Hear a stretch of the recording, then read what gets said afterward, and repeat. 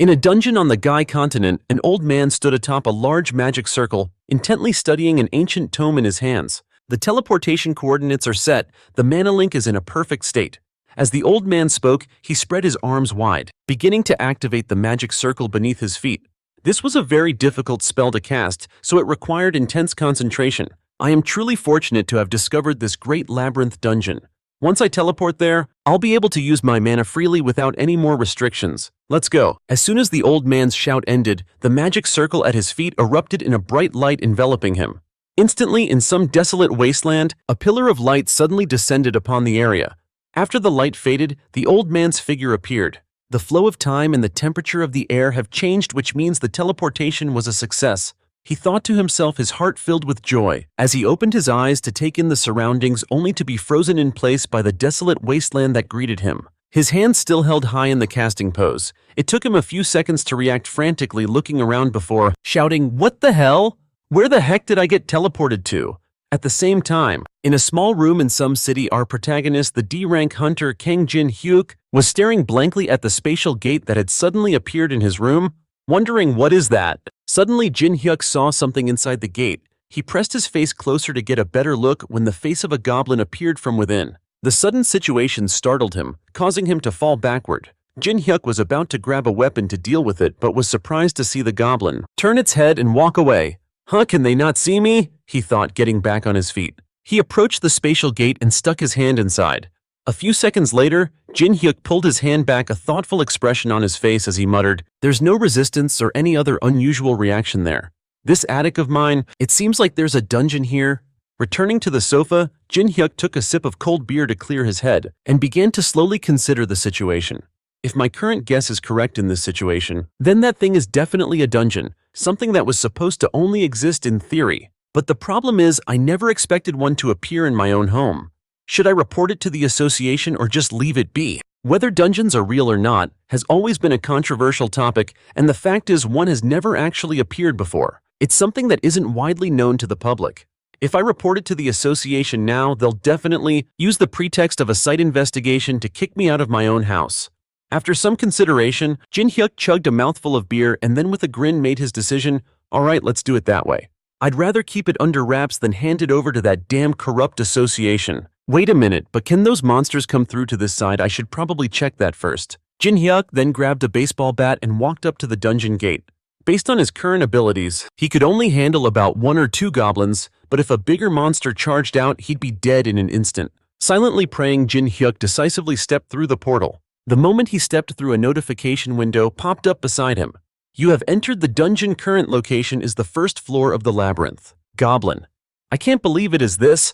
A real dungeon? Just as he was observing the system window right in front of him, a goblin suddenly rushed forward to attack. Jin Hyuk immediately leaped back through the portal behind him, returning to his room. He stared intently at the goblin inside the shimmering light, waiting nervously, "Please don't see me." At the same time, the goblin in the dungeon saw Jin Hyuk suddenly vanish. It stood there puzzled for a moment, then wildly swung its weapon at the spot where he had disappeared. Seeing this, Jin Hyuk immediately broke into a joyful smile. As expected, they can't see or pass through here. If that's the case, then there's nothing to be afraid of anymore. With that said, Jin Hyuk raised his baseball bat high and his body once again passed through the portal and smashed it down hard on the goblin's head.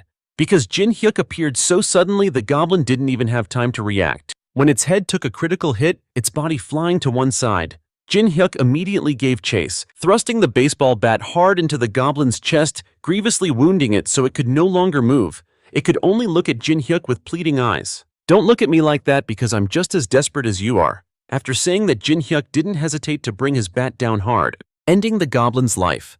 Afterward, he stood there lost in thought. This is the first time I've hunted a monster all by myself since becoming a hunter. No need to share the experience points with anyone, because it's all mine. This is truly a new experience. My EXP, which hasn't budged at all in the past 3 years, has now finally increased a little, but at most I've only taken down 1 goblin. It's not much help yet. This makes me realize once again just how severe the consequences of the major guilds monopolizing the hunting grounds have been for other hunters. Those despicable bastards truly have no conscience, Jin Hyuk cursed inwardly. Sitting down to examine the goblin's corpse, he smiled and thought, on second thought, the corpses of these things sell for a pretty penny. I think the minimum price for a goblin corpse is 3 million. One right, I wonder how much this one will fetch. The next morning, Jin Hyuk went to a high-rise building, took the elevator up to the 42nd floor, and approached a transaction counter. The clerk saw him and asked what he wanted to sell.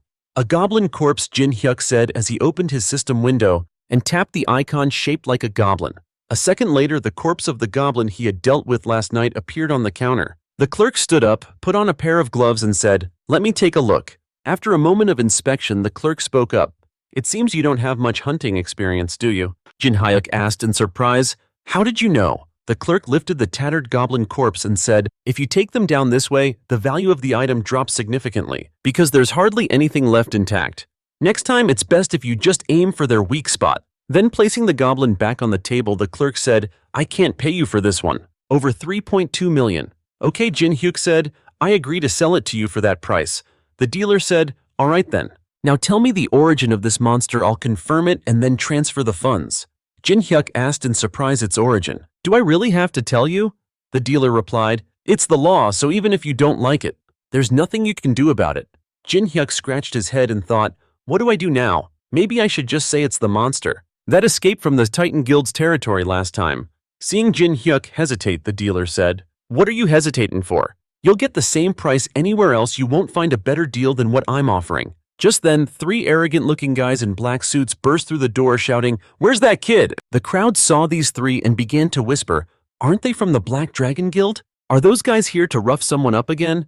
Probably they look like a pack of hungry wolves who don't give a damn about anyone." As soon as they entered, the three men in black scanned the room as if searching for someone, and after a few seconds, the one with black hair pointed at Jin Hyuk and spoke, "I think that's him." So the three men walked towards Jin Hyuk. The dealer behind Jin Hyuk cracked his neck and muttered, "They finally showed up." A confused Jin Hyuk asked what's going on. The white-haired man looked at Jin Hyuk and demanded, "Are you the one?" Jin Hyuk replied suspiciously, Me, what did I do?" The white-haired man grabbed Jin Hyuk by the collar and demanded, "Are you the punk who stole a monster from our hunting ground?" Jin Hyuk replied, Stole what?" He had no idea what was going on. When the dealer behind him spoke up, "He's not the guy you're looking for, so let him go." The bald guy demanded then, "Who is it?" "It's that blonde kid sitting over there." After saying that, the dealer pointed towards two young men who were talking to each other. The three men in black immediately approached the two young men. The two guys looked up in surprise at the three men in black standing before them. Without a word, the white-haired man suddenly slugged the blonde guy in the face. The guy wearing a cap angrily shot up from his seat, shouting, "What the hell do you think you're doing?" The black-haired man held out a hand to stop him and said, "This little brat was poaching monsters in our territory, so unless you want to take the fall for him, you'd better butt out." Hearing that the guy in the cap didn't dare to intervene any further and could only watch helplessly as his friend took a beating from the bald guy. After a moment, the white-haired man said, "That's enough." The bald man heard him stopped and stepped back. The white-haired man walked over and crouched in front of the blonde guy, asking, "Why were you snooping around our hunting grounds? You little punk, were you trying to steal something from us?" The blonde guy wiped the blood from the corner of his mouth and looked at the white-haired man saying, "What are you talking about?" The white-haired man grabbed the blonde guy's hair and said, "Considering the situation, you might just be that psycho who's been killing people for his own gain. For now, you're coming with us for a little chat, you got that?" Hearing this, the blonde guy angrily cursed, "You son of a bitch." After that, he spat right in the white-haired man's face, and the consequence of this action by the blonde guy was getting beaten to a pulp before being dragged away by the three men in black. After the three men in black had left, the transaction clerk advised Jin Hyuk that those people wouldn't just come to make him pay for damages. They'll cook up a ton of other absurd reasons to take you in for questioning. So if you don't want to meet the same fate, then never go near places occupied by the guilds. Jin Hyuk turned to the transaction clerk and asked, "How did you know he stole from that guild to call them over?" The clerk replied, "Of course I knew, after all the major guilds are connected with us to exchange information." But Jin Hyuk questioned, "Even without knowing what happened to the person who was just dragged away, you'd still tell the truth?" The clerk laughed and replied, "If they find out it's a fake, you'll have your hunter license permanently revoked and be thrown straight into prison." Jin Hyuk thought to himself, that was a close call if I had reported a fake origin just now. Feeling lucky, Jin Hyuk decided to store the goblin's corpse in his system. "Well, I'll be taking my leave then." Seeing Jin Hyuk go, the clerk asked, "Are you not selling anymore?" "Yeah, I changed my mind." He thought to himself, if I had cheated, I'd probably have been dragged away by now. I have to get stronger. If I don't want to worry about those scumbags anymore, just you wait and see, you jerks. I will become stronger. Using that dungeon. As soon as he returned, Jin Hyuk immediately ventured deeper into the dungeon. To get stronger, he had of course prepared a few things. Sitting on the sofa, Jin Hyuk looked at the small orb before him and smiled. Everything's ready now, should I bring this with me? A return stone for 1,000,000. The large stone is 5 centimeters and the small one is 1 centimeter. Function: return to a designated location at any time. How to use: place the large stone where you want to return and carry the small one with you. To return, activate the small stone and you will be teleported back to the large stone's location for the insane price of 1,000,000 for both stones.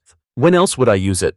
With that, Jin Hyuk took out a compass to inspect it, and I got scammed by the ad for this one. It can track a monster's location anywhere, anytime, so I spent about 400,000 won on this radar. This search device turned out to only be able to detect monsters within a 50-meter radius. It's pretty useless, but for me, having it while hunting alone is no different than having a second life. Suddenly, a small bright dot appeared on the radar screen. Jin Hyuk laughed and said, "Looks like it's working well. A target at my 1 o'clock, a goblin? Alright then, it's time to level up." So Jin Hyuk hunted and killed monsters one after another inside the dungeon, and his level continuously increased because of it. A while later, a tired Jin Hyuk sat on the ground, took out a water bottle for a sip, and said softly, true to its name, the Goblin Maze.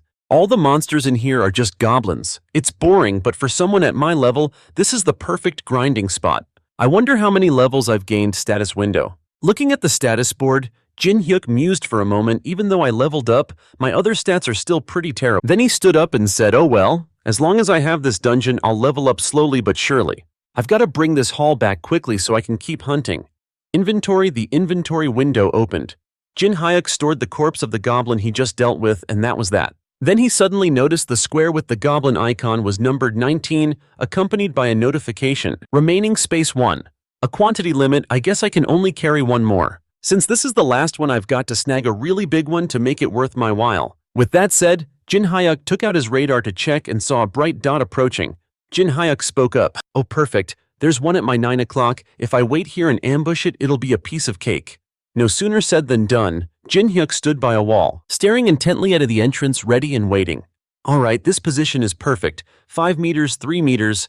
Very quickly at the entrance, a head peeked out.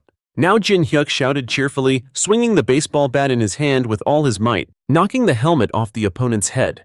This sound, feeling suspicious. Jin Hyuk looked towards the target he had just attacked, and then Jin Hyuk was surprised to see an old dwarf clutching his head in pain. Not a goblin. Is it a human? He muttered. Jin Hyuk knew he was in the wrong and quickly asked, are you okay, sir? The old dwarf pointed at Jin Hyuk, speaking in a language he couldn't understand. Jin Hyuk guessed a foreigner. What a strange language. What country is he from? He looks so angry. I have to apologize. With that thought, Jin Hyuk bowed his head and said, I'm sorry. I didn't think anyone would be passing through here. The old dwarf stopped talking. He seemed to realize as well that neither of them understood what the other was saying. So he took an item from his pocket and threw it to Jin Hyuk. Jin Hyuk caught it. What is this, a necklace? Why? He wondered quietly. Jin Hyuk looked back at the old dwarf and saw him gesturing with both hands to put it around his neck. You want me to wear it? As he spoke, Jin Hyuk tried on the necklace. Instantly, he saw the old dwarf again, pointing a finger at him, yelling loudly. This time he could clearly understand the old dwarf's scolding. Now do you understand, you punk? You hear me, you little brat? Jin Hyuk said weakly. I know you're angry, but that's a little... The old dwarf yelled again. What did you say, you little punk? Jin Hyuk bowed his head and said nothing. I'm sorry. The old dwarf gritted his teeth and said fine, whatever. Damn it. A dwarf like me has lived for 132 years and I've never met a brat like you. Hearing that, Jin Hyuk exclaimed in surprise, a dwarf? He thought to himself, aren't dwarves a race that specializes in smithing, famous in novels? It's really hard to believe, but he looks exactly like a dwarf, from my imagination. After that, Jin Hyuk helped the old dwarf pick up his dropped items. While picking things up, the items the old dwarf had dropped couldn't help but surprise Jin Hyuk, for example, the dagger in his hand right now. The system announced you have acquired a rare item. Jin Hyuk pondered for a moment. This too. Are they all rare items? Seeing Jin Hyuk staring blankly at the dagger, the old dwarf angrily raised the hammer in his hand and yelled, What are you doing? Hand it over now. Jin Hyuk quickly spoke up. Okay, here you go, and returned the item to the old dwarf. Jin Hyuk thought to himself, even if he wasn't a dwarf, his level must be incredibly high. To have this kind of equipment, it's best not to get involved. Getting tangled up with him would be a huge hassle. The old dwarf took out his large bag and told him to put the items neatly inside, and he complied with a nod. Jin Hyuk then neatly packed the items he had gathered into the large bag, while the old dwarf noticed the baseball bat lying on the ground. After finishing, Jin Hyuk spoke up, "I'm done." He had just looked up when he saw the old dwarf holding his baseball bat, observing it curiously. Jin Hyuk asked, "What are you doing with my baseball bat?" The old dwarf asked seriously, Where did you get this?" Jin Hyuk voiced his suspicion, "Why?" The old dwarf replied, "Just tell me this thing is Ozachankum from Earth." It was just a common type of metal, and Jin Hyuk's only weapon was made from it. All he knew was that it was aluminum. But for some reason, this old dwarf thought it was priceless, calling it the legendary metal Ozachankum. The old dwarf invited Jin Hyuk to his forge to test the baseball bat, but Jin Hyuk refused at first. However, the old dwarf offered to trade for it with rare items he had crafted. So he decided to check it out, following the old dwarf to the forge, where he let Jin Hyuk look around on his own, while he himself took the baseball bat into a room and closed the door. Looking around at the items in the forge, Jin Hyuk wondered, never mind owning this many rare items, why is he living alone in this forge dungeon? Then he glanced towards the closed door from which loud noises were coming, and whispered, "It's been a while, what is he doing in there?" He looked again at the pile of items on the shelf. Jin Hyuk stroked his chin thoughtfully. "It's probably just aluminum, what should I choose? It's so hard to choose." Just then the old dwarf's voice rang out, "It's done." He was seen stepping out of the room, holding a red baseball bat in his hand. He looked around and admired it. "Here, compared to this, all the other items here are just trash." With that said, the old dwarf tossed the baseball bat to Jin Hyuk. Jin Hyuk caught the bat and spoke, "Is this really my bat? It's turned a brilliant red." The old dwarf explained, "That's the characteristic of Ozachankum, kid. If used normally, it's just a weak, soft metal, but the more it's enchanted, the redder and stronger it becomes." Hearing this, Jin Hyuk was startled and looked at the baseball bat in his hand, thinking to himself, "This is an enchantment." Enchanted items are extremely rare. They only drop from high-level monsters A rank and above. Trying a few basic attack moves with the new baseball bat, Jin Hyuk exclaimed in amazement, "Is this really my bat? It feels completely different." He thought to himself, "I can't believe something like this could be forged. Who is this old dwarf and what is this dungeon looks like? Luck is finally on my side." Legendary baseball bat. Rank legendary. Description: it was once just an ordinary aluminum baseball bat, but after continuous enchanting, it has reached the legendary rank. Added effects: S-rank durability, presence, detection, auto recall. Jin Hyuk whispered, "S-rank durability. If I sold this, I'd hit the jackpot, but what can I do? It's already bound to me, so I can't sell it anywhere." He recalled asking the old dwarf about the auto-retrieve function. "Does that mean it will automatically return to me?" The old dwarf laughed and said, "What, feeling grateful? Don't worry, just consider it a reward. For giving me such a wonderful experience, no one else but you can use it."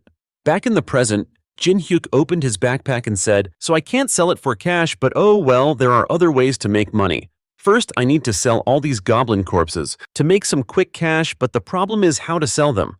The association will ask about their origin." Rubbing his chin in thought for a moment, an idea popped into his head. That's right, the black market.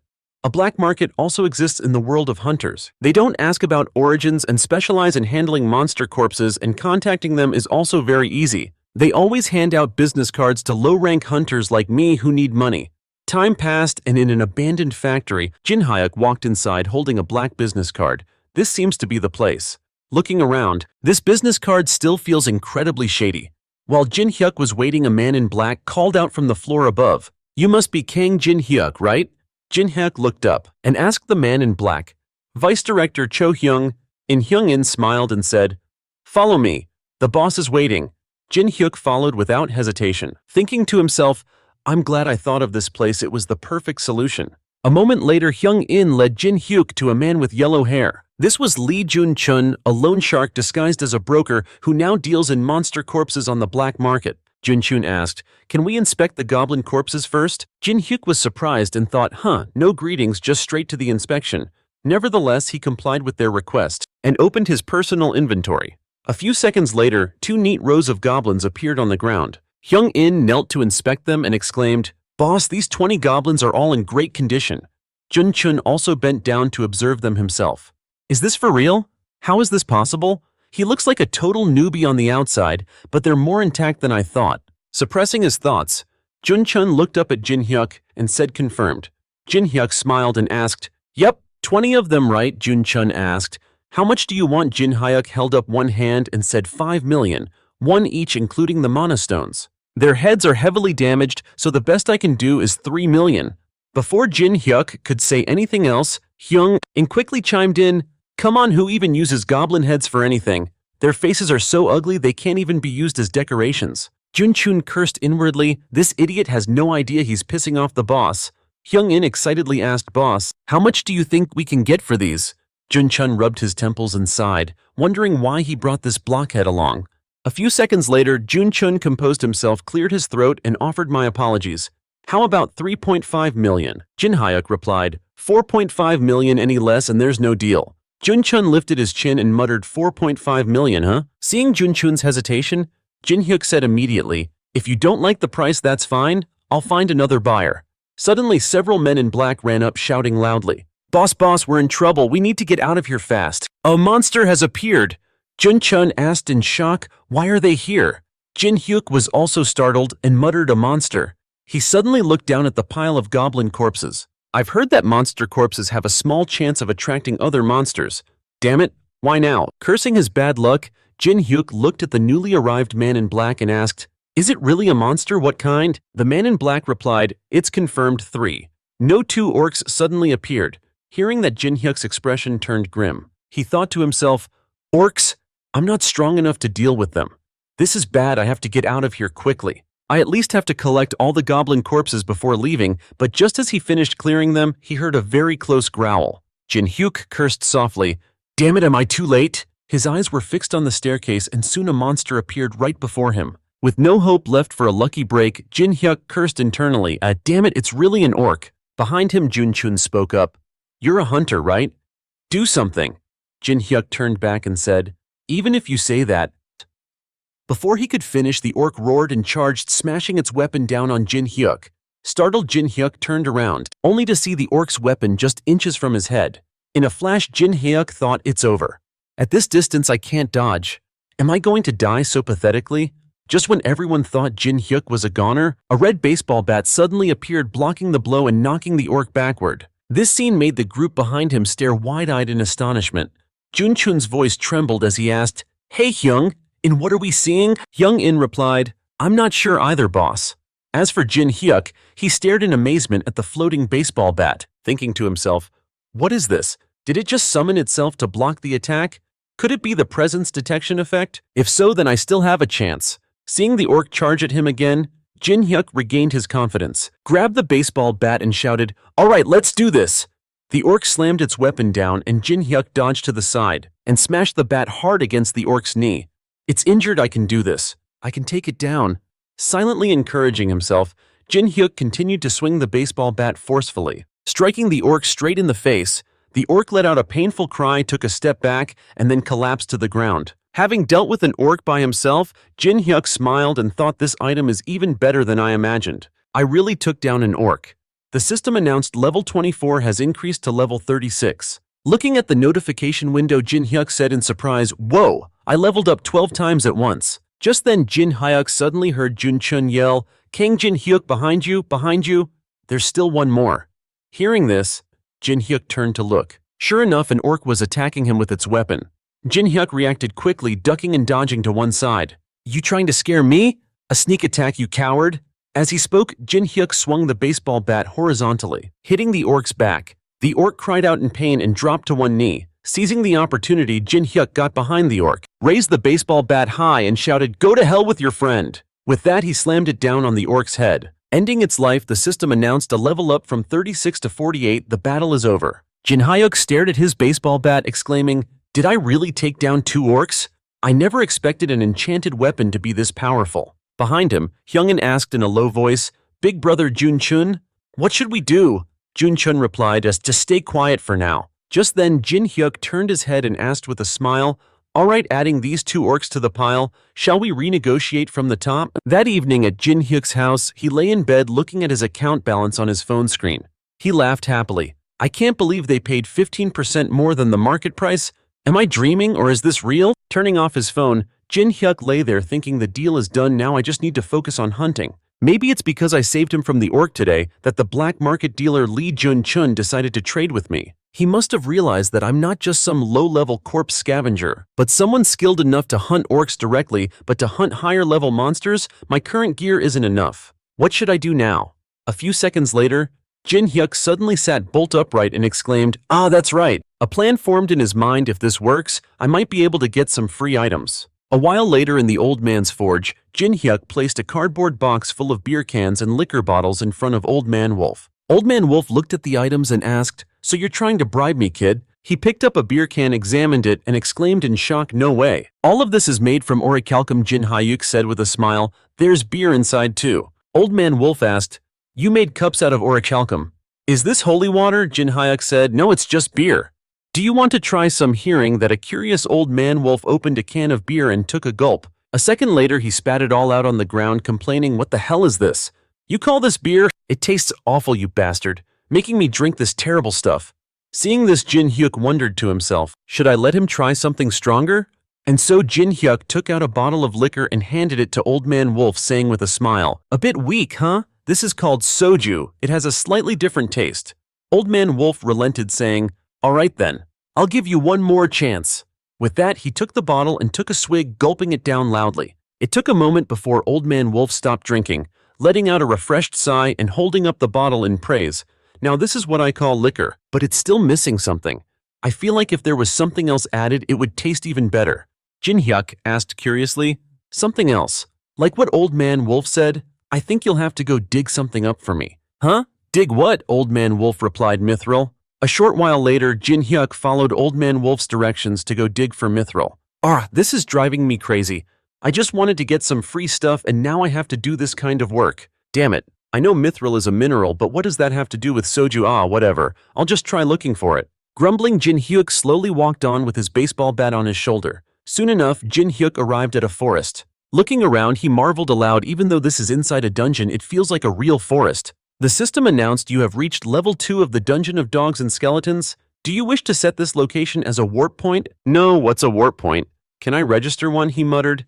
Jin Hyuk selected yes. The system announced level 2 has been designated as a warp point. As soon as the system finished its announcement, a teleportation gate appeared in front of Jin Hyuk. The system announced, "You can now use this gate to travel between level 1 and level 2.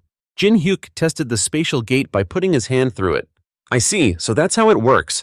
It feels just like a video game, doesn't it? I'll use this to come back later." "Alright, let's go with that," said Jin Hyuk, continued on his way. "So this place is called the Dungeon of Dogs and Skeletons. Are dogs actually going to pop out?" As soon as Jin Hyuk finished speaking, he was suddenly attacked by a screaming kobold charging at him. "Shut up!" he yelled. Jin Hyuk easily took care of the kobold with a single swing of his bat. The system announced level 48 has increased to level 49. Jin Hyuk grinned, then glanced at the horde of kobolds rapidly approaching. Why are they even weaker than the orcs? This means they're just free? Expat. Following that, both sides charged at each other and began to fight. Nothing unexpected happened. The battle was completely one-sided in Jin Hyuk's favor. He continuously swung his baseball bat to eliminate the monsters, and before long he had wiped out the entire kobold mob. The system announced level 49 has increased to level 74. Jin Hyuk smiled and said, "Good, the leveling process is going quite smoothly." Next, Jin Hyuk collected the kobold corpses into his inventory. Looking at the number 25 in the kobold slot, he laughed happily and said, "If I calculate the value of these kobold corpses, I must have earned about 200 million. One already.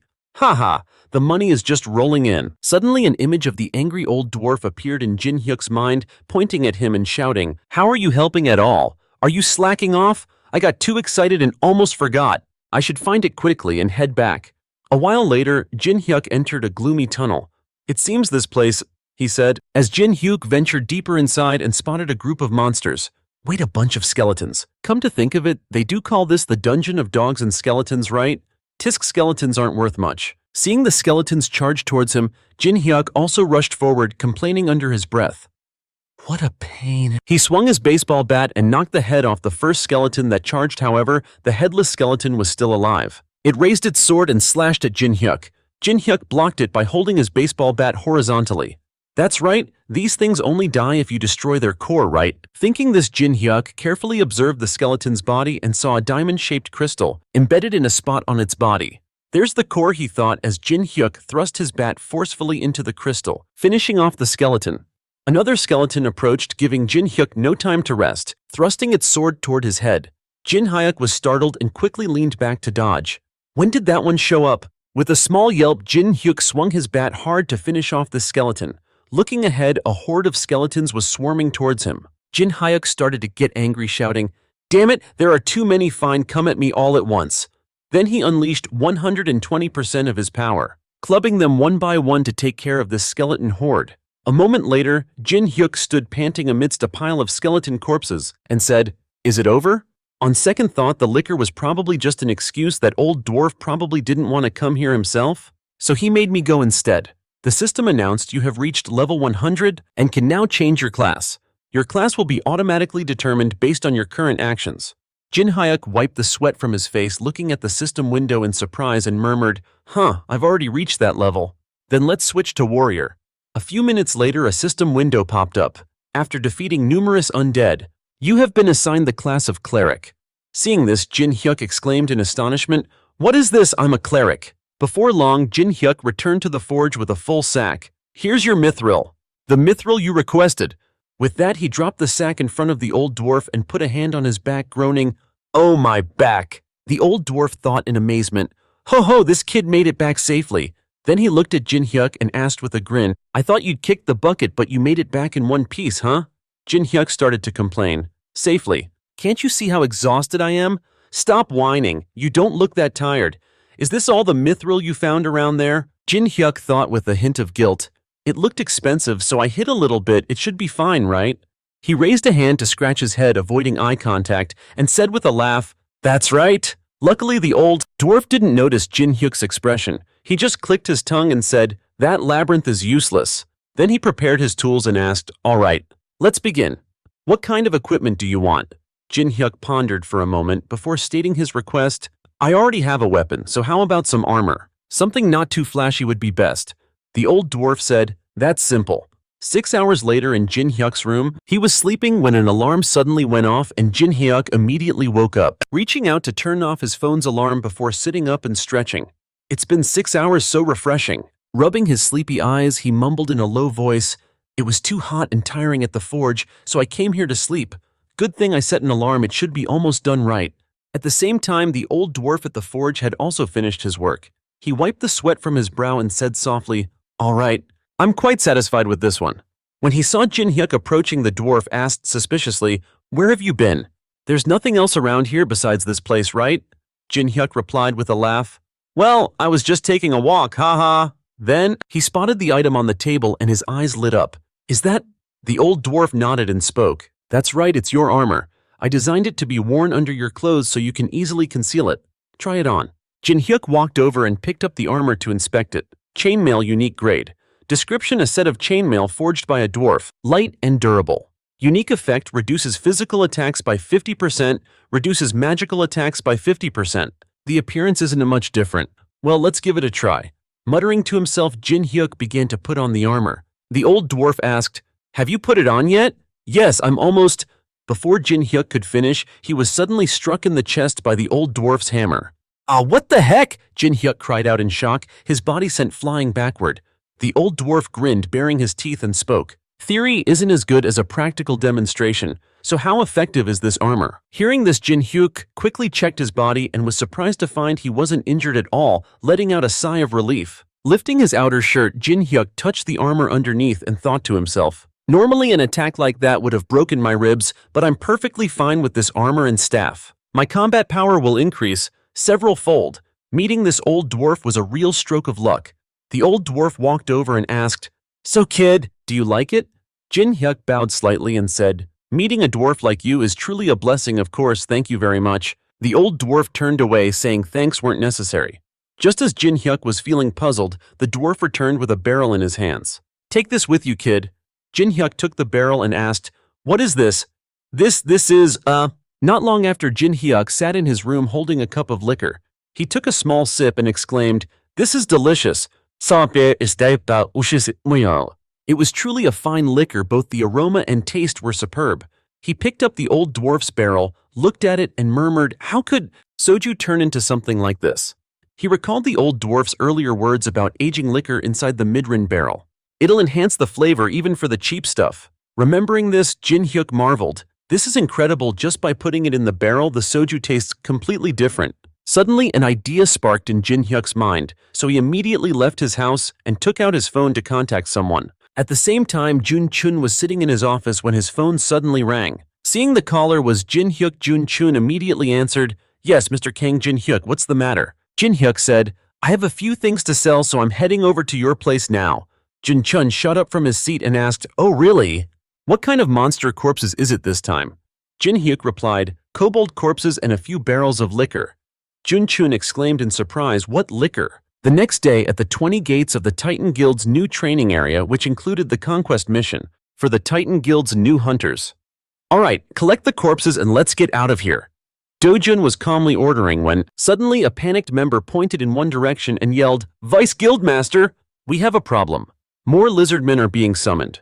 Dojun and the other Titan Guild members turned to look in the direction the man was pointing and saw a spatial gate endlessly spewing out lizardmen. Dojun cursed under his breath. "Is that an irregular gate? And at a time like this? Damn it, there are 3 times more of them than before." A worried guild member looked over at Dojun and spoke up. "What should we do? We can't handle this ourselves. We need to request backup from other hunters." Dojun frowned thoughtfully. "Other hunters, don't be ridiculous. We can't ask for help. The honor of the Titan Guild and my own is at stake. We have to handle this ourselves." Having made his decision, Dojun immediately drew his weapon and shouted, "Stop whining. We can handle this as long as we stay focused. We can hold them off. Everyone prepare for battle." Meanwhile, at a registration center, the receptionist handed Jin Hyuk his newly updated card, saying, "Mr. Kang Jin Hyuk, congratulations on your promotion. You're a cleric, correct? Someone who can use healing skills, that's a rare class. Congratulations." "Thank you." Jin Hyuk took his card back and headed for the door. He had finally ranked up, but was still mulling over the fact that he was a cleric, even though having a healing skill would make him highly sought after by many guilds. While Jin Hyuk was lost in thought, a wounded man suddenly stumbled through the center's entrance asking wearily, "Is there a cleric here?"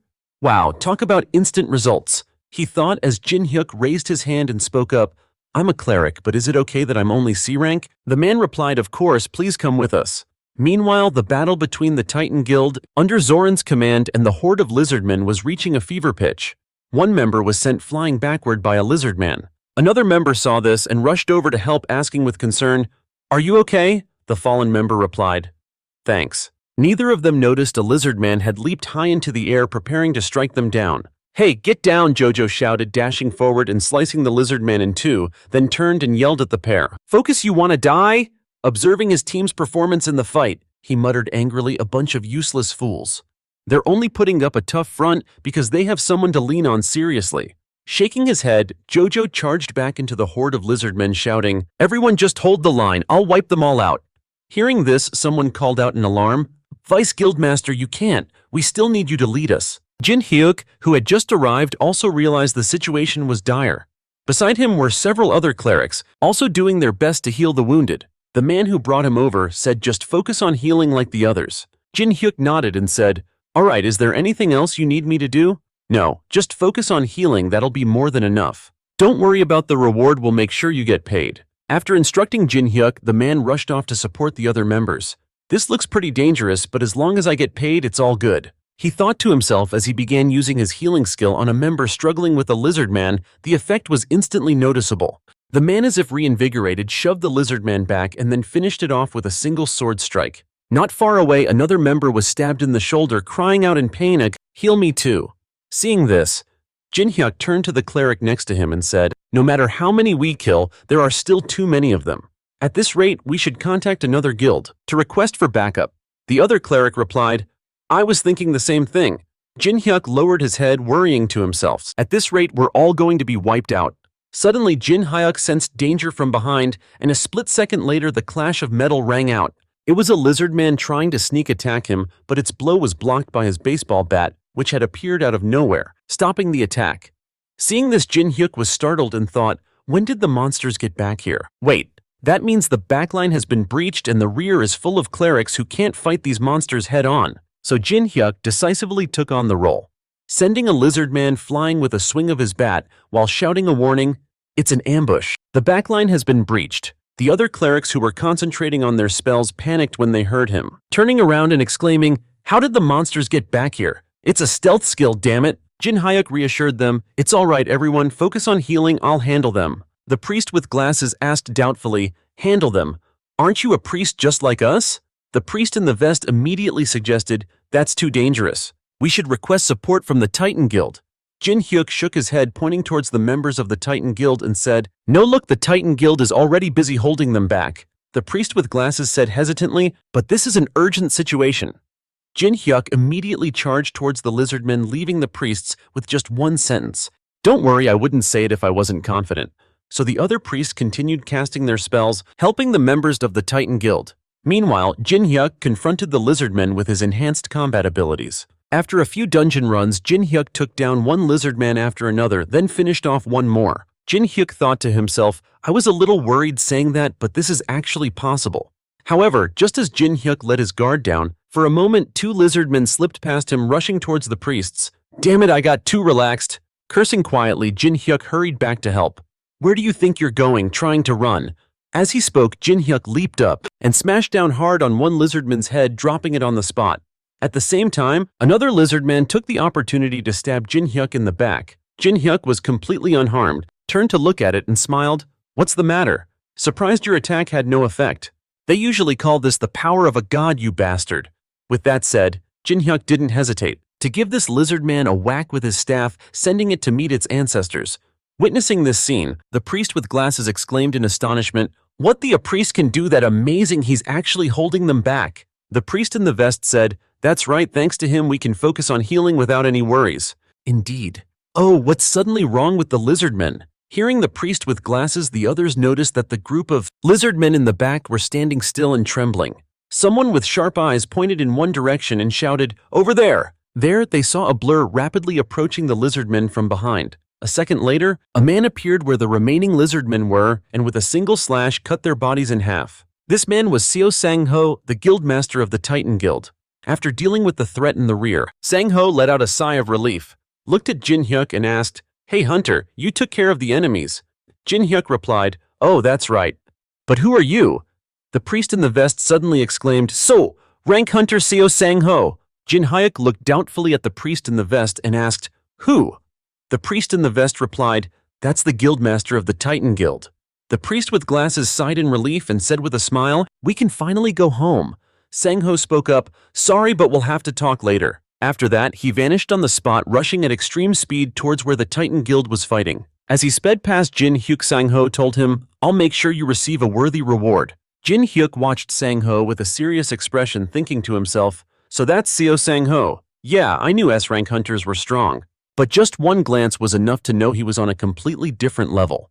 He was a monster. Where the Titan Guild was fighting, Sang-ho suddenly appeared among them, calling out, "You've all done well."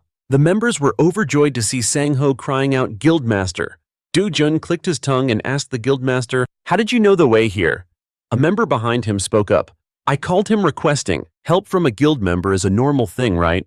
Just then, Sang-ho shouted loudly, "Anyone who's tired, fall back. I'll take it from here. If you understand, move out now." Hearing the command, everyone retreated in unison. Only one member remained frozen in place, putting himself in a dangerous situation, about to be swarmed by the lizardmen. Hey, get back!" Sang-ho yelled, rushing toward the member. As he got close, he raised his fist and slammed it into the ground. The next moment, with that member at the epicenter, shockwaves shattered the ground and all the lizardmen in the vicinity were wiped out by the attack. The other members saw this and shouted, "Amazing! He took out so many with just one hit." As expected of an S-ranker, Jin Hyuk was astonished, thinking to himself, he only hit the monsters and not his allies. I thought I had gotten stronger, but someone like him... With Sang-ho's fighting power added to the mix, the battle quickly came to an end as the last monster was defeated. Sang-ho commanded loudly, "The raid is over, check for casualties and collect the loot." Everyone shouted, "Yes, sir." Then Sang-ho angrily grabbed Do-jun by the collar, demanding, "Do-jun, you crazy bastard! What were you thinking? Trying to handle this all by yourself? Were you trying to lead them to their deaths?" Do-jun replied, "If I had requested help in that situation, our guild's honor would have been at stake." Sang-ho shot back, "This isn't about the guild's honor, it's about your own damn pride." Do-jun frowned, saying, "That's malicious slander, guildmaster." Malicious, Sang-ho began, but before he could finish, a guild member behind them coughed lightly and pointing to Jin Hyuk's party of 4 spoke up. Guildmaster, my apologies for interrupting, but we should probably see off the priests who helped us. First, Sang-ho exclaimed, you're right. He glared at Do-jun and said, Do-jun, we're not done here. We'll talk more when we get back to the guild. Do-jun replied, understood. Then Sang-ho approached the group of priests, bowed and said, my apologies for the delay, I'm Sel Sang-ho, the guildmaster of the Titan Guild. Thanks to you all, our guild members survived. I am truly grateful. Then he looked at Jin Hyuk, smiling as he praised him, especially you. I saw you take on a wave of lizardmen all by yourself. You've got some impressive skills. If you don't mind me asking what's your name? Jin Hyuk replied, Kang Jin Hyuk.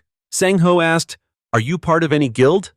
I'm not in a guild. Hearing this, Sang-ho immediately made an offer. Would you like to join my guild? There's no joining fee, of course. Before Jin Hyuk could answer, Do-jun stepped forward and interjected. Wait, Guildmaster, what are you talking about? This guy was just a D-ranker recently. I remember it very clearly. He might have gotten lucky and become a cleric, but he's not worth recruiting. Sang-ho looked at Do-jun angrily scolding him. Without him, our guild members and the clerics would all be dead. The lives that were endangered because of your stubbornness were saved by him, you idiot! These words left the members of the Titan Guild completely surprised. They had been focused on the fight and had no idea this happened. Jin Hyuk smirked and thought to himself, look at that, the guildmaster is more thoughtful than I expected. Sang-ho then demanded of Do-jun apologize to him now. Do-jun's face fell as he thought, what, apologize me this, Do-jun? After a moment's hesitation, Do-jun suppressed his anger and said, I was just... Before he could say anything, Jin Hyuk looked over at Sang-ho and said, I appreciate your offer, but I have to refuse. I can't trust a guild that has a vice guild master like him. This time Do-jun could no longer contain his rage. He suddenly swung his fist at Jin Hyuk, shouting, what did you say, you bastard? Know your place, you! But before the word punk could even leave his mouth, a red baseball bat flew out on its own and slammed hard into his stomach, sending him flying backward out cold. In the Titan Guild's meeting room, after everyone saw the news report on their phones showing the unconscious Do-jun, they all began to share their opinions. Guildmaster, are you just going to sit there after seeing this article? Bring that C-rank hunter here and make him explain himself. Exactly, and we should make him quit. Even if Do-jun was wrong, this is going too far. If we don't resolve this, the Titan Guild's reputation will be seriously damaged. Sang-ho calmly sipped his tea, waiting for everyone to finish before he spoke slowly. It wasn't that guy who damaged the guild's reputation, it was Do-jun. He put the rookies in danger simply because of his own pride. On top of that, he tried to use violence against someone who was protecting their party. I believe that's more than enough reason to revoke his position as vice guildmaster, wouldn't you agree? Yes, but... Someone else tried to speak, but Sang-ho cut them off, saying, don't be foolish, we're ending this discussion here, everyone, you're dismissed. The members replied, yes, guildmaster. As everyone left, Sang-ho sat alone in the room, recalling Jin Hyuk's performance in battle, thinking to himself, Kang Jin Hyuk, he's no ordinary C-rank hunter. Before he becomes any stronger, I need to eliminate him myself. In his room, Jin Hyuk stared at his phone for a moment before tossing it on the table. Then he reached for a can of beer and took a swig, complaining in a low voice, I've earned some money, but I'm spending way too much. My expenses are higher than expected. If I'd known this would happen, I would have taken the offer for extra pay. Oh well, it doesn't matter. Besides, there are other ways to earn money. A moment later, Jin Hyuk stepped through a gate to the second floor of the dungeon. Hunting monsters at my level isn't enough anymore. I'm much stronger now. Time to find tougher prey. With that thought, Jin Hyuk decided to venture deeper in search of a new challenge. After traveling a fair distance, Jin Hyuk suddenly heard a sound growing louder from behind him. Is that sound a monster? Jin Hyuk thought, turning around startled. He saw a slug monster leaping to attack. This sneaky bastard daring to attack me from behind, he cursed under his breath. Jin Hyuk reacted quickly, ramming his baseball bat hard into the slug monster's chest, sending it flying backward motionless. A large hole was clearly visible in its chest. Then Jin Hyuk happily looked at the approaching swarm of slug monsters and said softly, Slug monsters, perfect timing. If I catch all these guys, I won't have to worry about money. For a while, he grinned at the slug monsters, beckoning them provocatively. Come on, it's time for a test. And so the two sides charged at each other and began to fight. Not long after, Jin Hyuk looked at the 20 additional slug monster corpses in his inventory and said with a laugh, now I can hunt 20 slug monsters without any problem. Alright then, let's go deeper. Continuing further inside, Jin Hyuk soon saw a staircase leading down. Descending the stairs, Jin Hyuk entered a long narrow tunnel that looked like some kind of shrine. This feeling is so weird, he muttered. Jin Hyuk quickly passed through the tunnel and a spacious area opened up before his eyes. The system announced, "You have reached the 3rd floor, the Gatekeeper's Labyrinth."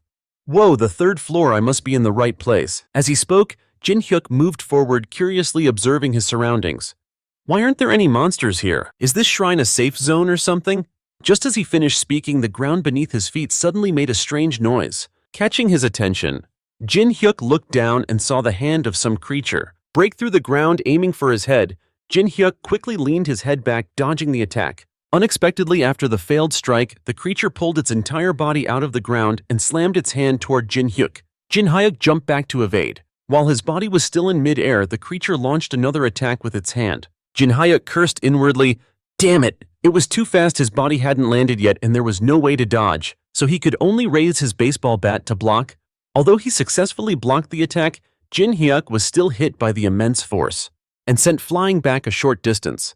Stabilizing himself, Jin Hyuk looked forward with a serious expression, thinking, what is this strength and agility I need to focus? However, when he got a clear look at the creature that attacked him, Jin Hyuk was utterly astonished. Is its body made of stone? I've heard about this, it's an artificial monster, a golem? If that's the case, an idea formed in his mind. Jin Hyuk once again jumped aside to dodge the golem's attack, then proactively charged toward it. It doesn't seem very smart. If it's only physically strong, there's no way I can't take it down. While he was thinking, Jin Hyuk's hands didn't slow down at all, bringing his bat down on the golem, shattering it into pieces. Looking back at the pile of rubble, Jin Hyuk laughed and said, that was nothing special. I was worried over nothing. Suddenly, Jin Hyuk saw the pile of rubble begin to stir and roll, coming together into a larger mass at an ever-increasing speed. Hey, wait a minute, could it be? A thought popped into Jin Hyuk's head, and just a few seconds later that thought was confirmed. The ghoul fully regenerated, appearing before him and throwing its head back to roar. Jin Hyuk cursed under his breath. Damn it, I crushed its head and it's still alive. Now I remember this thing won't die unless its core is destroyed. My mistake. I need to fall back and think of another plan. But before he could retreat, another ghoul burst out from the ground, grabbing his leg with its hand. Just then, an arrow flew from a distance and struck the center of the chest of the ghoul in front of Jin Hyuk, causing it to shatter into pieces and fall to the ground once more. Seeing that this ghoul didn't regenerate, Jin Hyuk immediately figured out that the ghoul's core was located in the center of its chest. Everything after that was incredibly easy. Jin Hyuk simply used all his strength to slam his baseball bat into the center of the remaining ghoul's chest, successfully taking it down. Finally, it's over. If it weren't for that arrow, I would have been a goner. Oh, who was it that just saved me? Did the wolf come down here? As he spoke, Jin Hyuk looked in the direction the arrow came from and saw a girl with long white hair. Jin Hyuk was startled and thought to himself, it's not some old guy but a woman. Wait, her ears look strange. No way, an elf. Thanks for your help just now. While Jin Hyuk was bowing his head to thank her, the girl suddenly ran up and grabbed him by the collar. Excuse me. I've never seen you in this dungeon before. Who are you? What guild are you from? What? Where are you from? Your clothes look very strange. How long have you been trapped in this dungeon? When did you get in?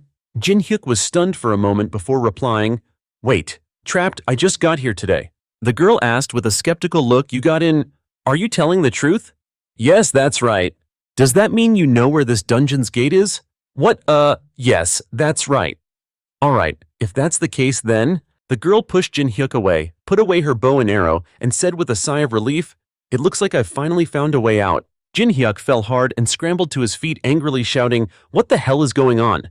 Take me to the gate you entered through. The girl ordered with a tilt of her chin. What's with this woman? Is she ordering me around? But wow, she's really beautiful. With that thought, Jin Hyuk's anger vanished and he happily replied, alright, I'll lead the way for you. Oh right, I'm a platinum rank mercenary. You can trust me. Jin Hyuk couldn't help but be amazed upon hearing that a platinum rank mercenary. That's right, I'm Lucia, a half-elf. You've probably heard of my reputation, right? I've never heard that name before. The answer left Lucia flustered. Really, I thought I was pretty famous. Well then, let me introduce myself again. I am Lucia, the platinum rank mercenary. As she said this, Lucia took out a small emblem. See this emblem? You should recognize this. This proves my identity, right? Jin Hyuk stared at the emblem for a moment, then said bluntly, what is this? You don't recognize it? Are you from the countryside? Where did you even come from? Seoul. What about you? I've never heard of elves living in South Korea before. Seoul, South Korea. Where is that? I've never heard of that place. Wait, don't tell me that crazy magic spell actually worked. The entire dungeon has traversed dimensions, he thought. Lucia inquired, let me guess, is this your first time here? What, no? I've been in and out a few times. Looks like the spatial transposition magic worked, huh? What do you mean? Lucia explained that this dungeon simply drifted from another dimension to this world, all thanks to that crazy mage. Jin Hyuk couldn't help but exclaim, that can actually happen. It seems so now. Well, that's good anyway. If the spatial transition was successful, it means reverse magic should get me back home. Thanks for the info. I knew something felt off, so it turns out this dungeon is from another world. It'll be a huge pain if I have to return the dungeon to its original state. With that in mind, Jin Hyuk inquired, you mean you're going to send this dungeon back to its original dimension? No, that's nearly impossible right now. However, there is a promising spot here. There's a hidden room on this floor that I stumbled upon while looking for a way back. So could you help me? As she spoke, Lucia took a step closer to Jin Hyuk, making him instinctively back away in alarm. Help with what you need to defeat the boss to get there. What? Why should I help you? Don't worry, I'll give you something good in return. I'll even let you have the reward for defeating the boss. How does that sound? After some thought, Jin Hyuk realized the terms were pretty good, so he decided to help Lucia. On the way to the boss, numerous mobs stood in their path, but the two of them quickly made short work of them. Watching Lucia fight, Jin Hyuk couldn't help but be impressed. This woman, she's seriously strong. Even that arrow from before was no joke. Lucia was also pleased, praising her new ally. You're stronger than I thought. After a while, Jin Hyuk grew a bit impatient and asked, are we there yet? We're about halfway there. Just then, Jin Hyuk sheepishly clutched his rumbling stomach and suggested with a grin, how about we take a break first? I'm starving. Lucia scanned the area for monsters, then nodded in agreement. Jin Hyuk unwrapped a chocolate bar and started devouring it, but when he noticed Lucia was only drinking water, he pulled out another one for her. Wanna try one? Lucia asked, looking displeased. Your name is Kang Jin Hyuk, right? Just talk to me casually. Yeah, but it's rude to speak informally to someone older than me. Hearing this, Lucia suddenly drew her bow and aimed an arrow at Jin Hyuk.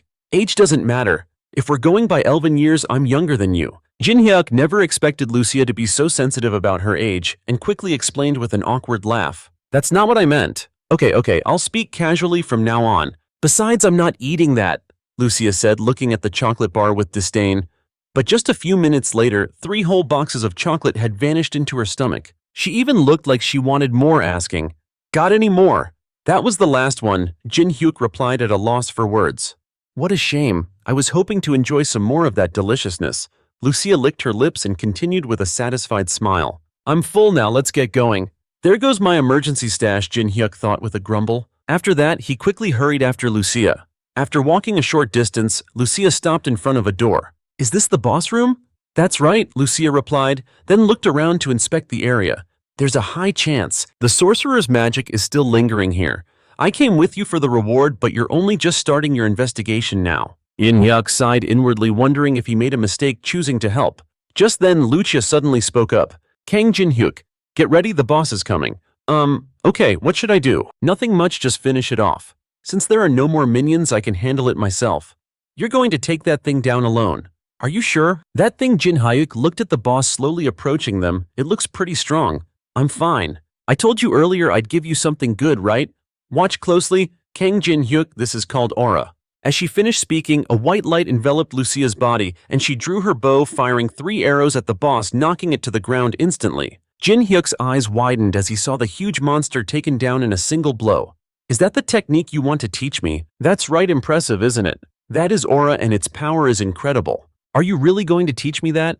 That's right, a promise is a promise. So what do you say? Want to learn? Yes, Jin Hyuk replied, immediately thinking to himself that it was a technique holding immense power. This is quite a surprising gift, isn't it?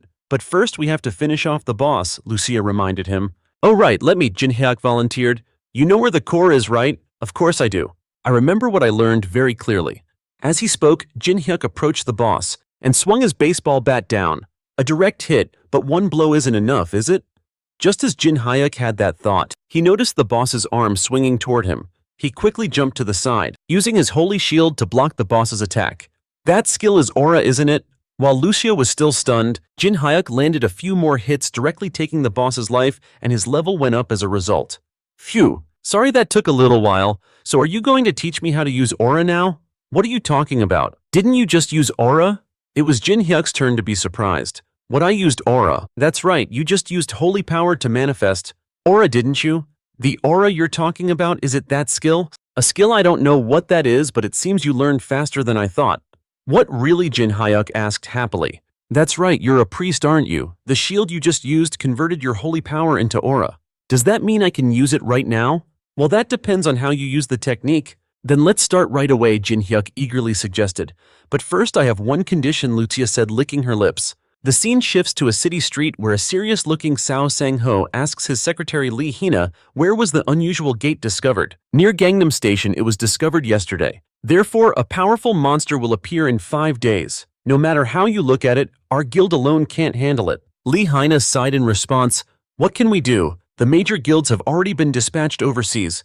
Our Titan Guild is the only one left here. At a time like this, right in the middle of this wretched soul, Hina noticed Sang-ho was unhappy and said, I'm looking for suitable hunters. Ones who are freelancing, but none of them are trustworthy. Sang-ho's gaze drifted into the distance. Just in time to spot a familiar figure. Now I remember someone.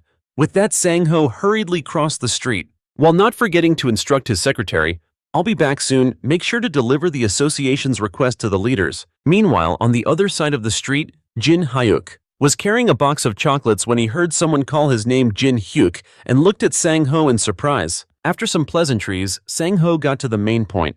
Have you thought about my offer? If you mean joining the guild, I think I've already made myself clear. Then how about joining as a mercenary? A mercenary, I guarantee the reward will be substantial. I'll consider it. Jin Hyuk replied with a smile and went straight home. A little while later, Lucia was devouring the box of chocolates Jin Hyuk brought, saying with a happy expression, Hey, what is this? This is delicious too, don't they have this in her world? These words, Jin Hyuk only thought to himself without saying them out loud. Waiting until Lucia was full, rubbing her bloated stomach, Jin Hyuk finally asked, Why are we eating in the basement? We already defeated the boss. Lucia looked up and replied, Do you see the symbol carved on the ceiling of the tunnel? Jin Hyuk looked up and replied, Yeah, I see it, but so what? That's a magic circle, don't you get it? A magic circle? You call that a magic circle? You don't know what a magic circle is. What world are you living in? Whatever. Just know that this thing connects this dungeon to the world you live in. I'll stay here to study it, so if you want to learn aura, bring lots of chocolate here. Jin Hyuk laughed and replied, Got it all right. Shall we begin? Lucia said as she took Jin Hyuk's hand. Why are you suddenly holding my hand? This is the fastest way to learn aura focus. Jin Hyuk, I will merge my aura with your body, memorize the flow and feeling of the aura. Alright then, let's begin. In just an instant, Jin Hyuk immediately felt something unusual. I can feel it. Something is flowing inside my body. My veins. No, that's not it. It's a powerful flow from deep within. I can feel it now. This is aura. The process ended and Lucia looked at Jin Hyuk, silently assessing him. He's better than I thought. The flow of divine power in his body is quite large. At this rate, by the end of the day, he'll grasp the basics. It seems you're not completely talentless. You remember its flow now, right? Yes, Jin Hyuk replied confidently. When he saw Lucia looking like she was about to leave, he asked with some surprise, Where are you going? Didn't you say you were going to investigate that magic circle or something? I can't deal with that magic circle right away. It will take some time. Before that, it's better to teach you how to master aura. Huh? Is there a way to do that? What is it? Lucia smirked. It's real combat. What else? A few hours later, after dealing with all the goblins and kobolds, Jin Hyuk yelled in frustration, You said you'd teach me how to use aura, so why did you suddenly make me hunt monsters and all by myself? Lucia, who was perched high above watching, chuckled and replied, Even though I transferred some mana to you so you could get a feel for it, you still have to sense it on your own. Now you just need to learn how to use divine power to activate your aura. And there's nothing better than actual combat to get that feeling. But you should have at least told me, throwing me into a horde of monsters like this without any warning, Jin Hyuk said resentfully as the ground began to crack, signaling that another monster was about to appear. Sure enough, just a second later, a giant golem entered the fray. Lucia reminded him, Focus and try to feel the divine power you're using. That shield is also a form of aura. Once you can do it, you'll be able to use it quickly. Jin Hyuk didn't reply, but he thought to himself, Easier said than done. It's time focus on the feeling you get when you use that shield. Damn it, holy shield! Jin Hyuk activated the skill, blocking an attack from the monster. What do I have to do to feel a skill that activates automatically? Just then, Jin Hyuk suddenly felt a change. I felt something just now thinking back on it. I could feel some kind of energy from the outside gathering it in my left hand, the hand that activates the skill. Is this the feeling of divine power? Seeing the monster preparing to attack again? Jin Hyuk took the opportunity to try activating Holy Shield once more. What that feeling just now? Is the shape of the Holy Shield different? Could this be the sensation of mana? While Jin Hyuk was distracted, the monster threw a punch that sent him flying backward. Damn it! They don't give me a moment's rest. Witnessing this, Lucia yelled, I told you to understand it. Not to make stupid mistakes. I'm just doing what you told me to do. You're being way too strict. As soon as Jin Hyuk finished speaking, a notification window appeared. You have acquired a new skill, Divine Power Usage Level 1. Divine Power Usage. Level 1, you can now use Divine Power at will. It is no longer a specific skill. Current Level F Skill Effect. When using Divine Power, the energy of the patron deity will be imbued, and your attacks and defenses will be proportional to the amount of divine power consumed. What, I just got a new skill, so there's a way to get skills other than changing classes. Seeing that Jin Hyuk was struggling with his training, Lucia started to feel a pang of guilt. Facing a golem, while learning how to use aura is a bit much. I'll take care of it. Just as she drew her bow to deal with the monster, Jin Hyuk stopped her. I'll handle it. Jin Hyuk focused on the sensation, then channeled mana into the baseball bat in his hand, and with one swing he sent the dazed monster falling flat on its face. Almost there, one more time, focus, one more time. Holy Aura using Divine Power as aura. Current level is F. The skill's effect allows the user to enhance their body or a weapon with aura. Aura damage cannot be negated by anything except another aura. By landing a direct aura-infused strike on the golem's core, Jin Hyuk sent the monster straight to the underworld, simultaneously obtaining the Divine Power, Usage Skill Level 3, Accurate Strike and Unyielding. It really worked using Divine Power to create new skills. Jin Hyuk happily thought to himself. Lucia then jumped down to Jin Hyuk from above, praising him. You did a good job. I knew he had talent, but I never expected that he could use aura in combat so quickly. I was planning to just teach him the basics and then take a day off. But at this rate, at the same time when Jin Hyuk saw Lucia wasn't responding, he asked nervously, What, is there a problem? No, you did great, Lucia replied, startled. Thanks to Lucia's training, I was able to acquire 3 passive skills plus 1 active skill that lets me use aura in combat. While Jin Hyuk was lost in thought, Lucia suddenly drew her bow towards him and asked, So have you had enough rest? What are you doing? Jin Hyuk raised his hands to shield himself in fear. Then let's continue.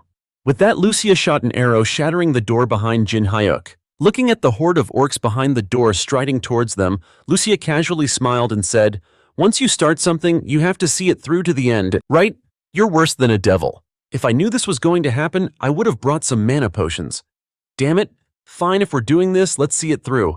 The next day, Jin Hyuk went to see Jun Chun to discuss business with him. Seeing Jin Hyuk's tired face, Jun Chun asked with concern, Mr. Kang Jin Hyuk, is something wrong? Nothing serious, I just overworked myself. What's with him? It's like he just came back from a war. Jun Chun thought to himself, then didn't ask anymore and got down to business. I understand we will purchase all the goblin, kobold and orc corpses you've brought. About that liquor you gave me last time after advertising this traditional handmade soju. The orders have been flooding in non-stop. If possible, I'd be very happy if you could speed up the supply given its popularity. You could just sell this liquor and never have to worry about money again. Leaving Jun Chun's office, Jin Hyuk immediately bought a case of soju, thinking excitedly to himself, selling soju that costs less than 2,000 won at a convenience store for 150,000 won. You're just like a modern-day Kim Seon doll. A heavy wallet makes for a light heart. It's as if all the worries and cares of the world have vanished. How long has it been since I felt this way? After eating his fill, Jin Hyuk climbed into his comfortable bed. I've been working so hard lately. I feel like I could sleep for days, but after talking with Lucia, I've become certain of one thing. It seems Lucia comes from another world. The skills that are normal for us don't exist in Lucia's world. Instead of activating skills with trigger words, they have to use aura instead of mana, and because they can't use skills as easily as we can, they can apply them in various ways. If I use it, maybe, he thought. Jin Hyuk drifted off to sleep without realizing it, and after an unknown amount of time, the sound of a disaster alarm rang out, waking him up. Outside on the streets, people were running and scattering in chaos while the alarm blared continuously. This is not a drill. All civilians on the street, please evacuate immediately. Is today the day? No way. Jin Hyuk opened his phone to check the calendar, then peeked out the window to observe. Today is the day of the monster invasion. Why is it earlier than I predicted? Thinking this, Jin Hyuk lay back down on the bed, not caring. I'm completely exhausted. Anyway, the major guilds or associations will take care of it. Back in the day, there were still chances to hunt some low-level monsters, but with today's exclusive dungeons, it's completely hopeless now. I'd better just go to sleep. Just then, Jin Hyuk's phone received a notification from the Hunter Association due to the urgency of the current monster invasion. The rewards for hunters today will be tripled. Jin Hyuk immediately did a 180, hauling himself out onto the street with a smile on his face. Bring it on, you monsters.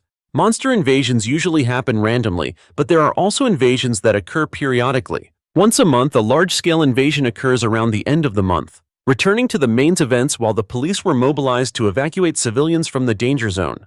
The Titan Guild was struggling to suppress the horde of monsters. If this place falls, we won't be able to control them. Focus on defense instead of attack. As long as we can hold the defensive line, the Guildmaster and the S-rank hunters will wipe them out. The members of the Titan Guild encouraged each other while Sang-ho and the other hunters on the front lines were struggling to eliminate the monsters. However, this invasion is completely different from other normal ones. No matter how many we kill, the monsters just keep appearing. Damn it, I'm suddenly starting to miss the guilds I hate so much. A young man thought to himself while taking down a monster, without noticing that behind him an orc had approached, preparing to land the finishing blow. By the time the young man noticed, it was too late to dodge, but luckily Sang-ho rushed in to help with a single punch, sending the orc straight to the afterlife. Guildmaster, be careful, you never know where a monster might suddenly jump out from. Sang-ho gently reminded him, but inwardly he couldn't help but worry. The guild members are at their limit. Did you see that the Guildmaster took down that orc with just one punch? Incredible. That's why he's an S-rank hunter. Hina silently listened to the two members on the defensive line talking, then looked back at Sang-ho with worry. Even though the Guildmaster is nearing his limit, this situation is still extremely critical. If only there was one more hunter who could support the Guildmaster. As she thought this, a name suddenly popped into Hina's mind. Elsewhere, Jin Hyuk was busy handing it to the monsters when he received a call from an unknown number. I am Hina, the personal secretary to the Titan Guild's master. Are you Kang Jin Hyuk? The Titan Guild. Are you calling me about the monster invasion? Jin Hyuk asked while proceeding to collect 10 monster corpses. Hearing this, Hina couldn't help but be surprised. How did you know? I just happened to be nearby, but for you to have to call me, then the situation must be really bad. The Guildmaster praises me, sure, but the guild members aren't too fond of me. I understand you have your reservations about us, but the invasion is at a critical stage, so I had to contact you. We will offer you this best compensation in the industry, whether it's hourly or performance-based. Any terms you desire. Oh, a very straightforward deal. Let's go with performance-based, but I want 5 times the rate per monster. If you agree, I'll clear out enough of them to leave the Titan Guild speechless. Jin Hyuk said casually, dispatching a reckless goblin that charged at him. It seems you're nearby. Let's meet up to discuss the details. I have something to give you. I'll wait in front of the phone store at the Gel Neon building. Jin Hyuk immediately went to the meeting point, and as soon as she saw him, Hina countered with an offer of 4 times the rate. Anything more is beyond my authority, Jin Hyuk said with a displeased look, but on the call I was clear about 5 times. Mr. Kang Jin Hyuk, you're only a C rank and a cleric from the support class at that. Please try to see this from my perspective. I've already promised 4 times the reward for someone of your status. Jin Hyuk sighed and replied, all right, fine, just consider it a free service on my part. Once the deal was struck, Hina gave Jin Hyuk a small device. It's a device that measures the magical energy of the monsters you hunt and converts it into points. Simply put, it's a monster point tracker. Right on cue, 2 goblins appeared, serving as perfect test subjects for Jin Hyuk's new gadget. Get down, Jin Hyuk told Hina before promptly sending the 2 goblins to the great beyond. The device immediately displayed the number 2. 2 points for 2 goblins, Hina explained. The points are based on the monster's rank. The current average score for the frontline hunters is 82. If you want to get the full reward, you'll need to score more than that. Jin Hyuk suddenly asked, by the way, do you know what true healing is? It's not about bringing someone back from the brink of death, it's about eliminating the very source of the harm. That is the ultimate form of healing. Now I'll show you. Watching Jin Hyuk charge forward, Hina wondered, Kang Jin Hyuk. Even though he managed to take down Do Jun by a fluke, his actual skills remain a mystery. I hope he's as talented as the Guildmaster predicted. Meanwhile, Jin Hyuk had run a short distance before an orc blocked his path. As the orc attacked with its weapon, Jin Hyuk reacted swiftly, shattering its weapon with his baseball bat, and then leaped high into the air. The system announced, using divine power. Level 3 activation. Lucia's harsh training is really paying off. Laughing, Jin Hyuk brought his bat down hard on the head of the orc, which was still dumbfounded by its broken weapon, ending its life. Upon landing, Jin Hyuk thought gleefully, Just as I expected, with this technique, I can easily defeat monsters stronger than my own level. The members of the Titan Guild who were fighting nearby were left dumbfounded when they saw Jin Hyuk take down the orc so easily. Who is that guy? So overpowered. Where did a hunter like that even come from? Who is that to be able to take down an orc in a single hit? At least A rank. Hearing the Titan Guild members whispering, Jin Hyuk grinned and said softly, "A rank, huh? They're not entirely wrong right now. I'm even stronger than an A rank hunter." As time passed, due to the continuous fighting, Jin Hyuk's remaining mana was low, so he paused for a moment to take out a mana potion to use. Thanks to Lucia's special training, my current level is 200. Normally, I wouldn't be strong enough to face an orc, but as long as I don't run out of mana, I can be stronger than an A-rank hunter. And now I have 1,500 mana potions, which means all these monsters are my personal cash cows. Thinking with a smirk, Jin Hyuk charged towards the nearest monster again. A short distance away, Do Jun had just finished off an orc when he suddenly noticed the number of monsters had decreased significantly. Looking around, he noticed several guild members gathered in one spot whispering about something. Even A-rank hunters couldn't take it down, yet he took it down in a single blow. Who is that guy? Is that him? I can't believe there is a hunter this skilled that I don't even know. Do Jun angrily shouted, "Hey you idiots, what are you doing just standing there? If you're done here, go support another area." "Yes sir." After shooing them away, Dojun was surprised to see Jin Hyuk right ahead, standing with his back to him. Dojun narrowed his eyes and muttered, "Why is that bastard here?" Then the headline of an article flashed in his mind. From the other day, Titan Guild's Vice Master Dojun defeated by a C-rank hunter. His blood started to boil. Dojun flashed a vicious smile and rushed towards Jin Hyuk, thinking, "There's a limit to being shameless. How dare he show his face to me? No, this is even better. I was just caught off guard that day." But tough luck for him, Jin Hyuk noticed in time, giving him a free swing of the bat and helping him relive the sensation of flying backward and knocking him unconscious. Elsewhere, an exhausted Sang-ho frowned at the Minotaur before him, sighing to himself, "I'm busy as hell here. My mana is almost out, and it had to happen at a time like this." As the Minotaur launched its attack, Sang-ho quickly decided, "I need to retreat and recharge my mana first." But before he could make a move, he heard a voice from behind. "Let me borrow your shoulder." Sang-ho turned his head slightly and saw Jin Hyuk with one foot on his shoulder, leaping toward the Minotaur, grabbing its horn with one hand and throwing it backward, causing its massive body to slam hard onto the ground. This display further confirmed Sang-ho's suspicions. "Hunter Kang Jin Hyuk, you're here, a C-rank hunter who can take down a Minotaur, just as I thought. My assessment was correct." Jin Hyuk turned to Sang-ho and asked, "Looks like it'll be out for a while. Should I finish it off?" Sang-ho replied, "Of course you're the one who took it down. Then I won't hold back." Laughing, Jin Hyuk raised the baseball bat with both hands and slammed it down on the Minotaur's head as the system announced. Minoth was defeated and they leveled up, but at the same time, a colossal shadow loomed in the sea of clouds above, completely unnoticed by everyone below. Sang-ho approached Jin Hyuk and said, "I knew you would come. Hunter Kang Jin Hyuk, you've been a huge help." "Thank you." Jin Hyuk said, "The Guildmaster's secretary contacted me, and I also got a chance to make some money. So you don't need to thank me." Sang-ho proposed, "How about this if you join us? There will be many more opportunities like this. I'll even step back to ensure all the credit goes to you. Will you consider it?" Jin Hyuk thought for a moment, then turned and said, "Let's finish off the remaining monsters. I'll think about it after that." Sang-ho chuckled and said, "Convincing you really isn't easy." Suddenly, an urgent voice came through the comms in Sang-ho's ear. "Guildmaster, there's trouble at the guild." Sang-ho asked. "Secretary Lai, what is it?" Hina said. "Look up at the sky." Hearing that, Sang-ho looked up dubiously, only to see a vast area covered by dark clouds. He exclaimed in shock, "What's going on? Why the weather?" Jin Hyuk had also noticed the anomaly. "What? Why are there storm clouds only in that area?" Within the dark clouds, lightning flickered and a bolt suddenly struck down below. Carrying a destructive aura, it swiftly wiped out all life, whether monster or human, within its range. Realizing the gravity of the situation, Sang-ho quickly got on his comms and yelled, "We've detected a monster in those clouds. Secretary Lai, report the situation." Hina replied, "There's only one, but its body length is already 500 meters. At that very moment, from within the sea of clouds, a gigantic monster emerged, its eyes glaring fiercely. In an instant, another lightning bolt struck the spot where Jin Hyuk and Sang-ho were standing. The two reacted quickly, leaping back from the lightning's attack range. Sang-ho asked Kang Jin Hyuk with a grave expression, "Are you okay?"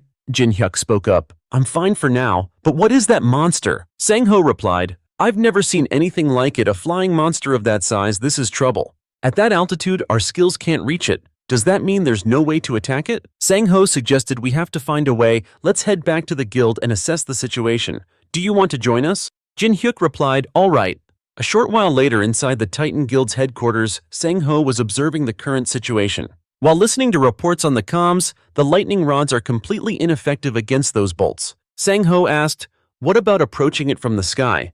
The person on the other end replied, we've tried using drones, but they were all shot down before they could even get close. Approaching it from the air is impossible. Hina added, whether on the ground or in the air, it can strike accurately within a 1-kilometer radius. Sang-ho said with a headache, so we just have to stop it from a place its lightning can't reach. This is a real mess. Behind the two, Jin Hyuk raised his chin and thought, what a drag having to attack a monster that huge. From such a great distance, we'd need someone with the ability to hit it, but where would we find a person like that now? Suddenly, Jin Hyuk thought of Lucia. So he smiled, raised his hand and said, yes, I have a way to take it down, let's give it a try. An emergency meeting of the Titan Guild was held, and during the meeting, Sang-ho's suggestion to let Jin Hyuk handle the giant monster in the sky was met with fierce opposition as Titan Guild's executive officer Han Dong-suk spoke up. Guildmaster, sir, do you really trust that C-rank priest? Even we don't have a viable plan. So how could someone like him have a solution? Another person spoke up. Guildmaster, your skill range is 300 meters, right? Why don't we rent a helicopter and fly over there? If you get within 300 meters of that thing, I'm sure you could take it down in a single blow.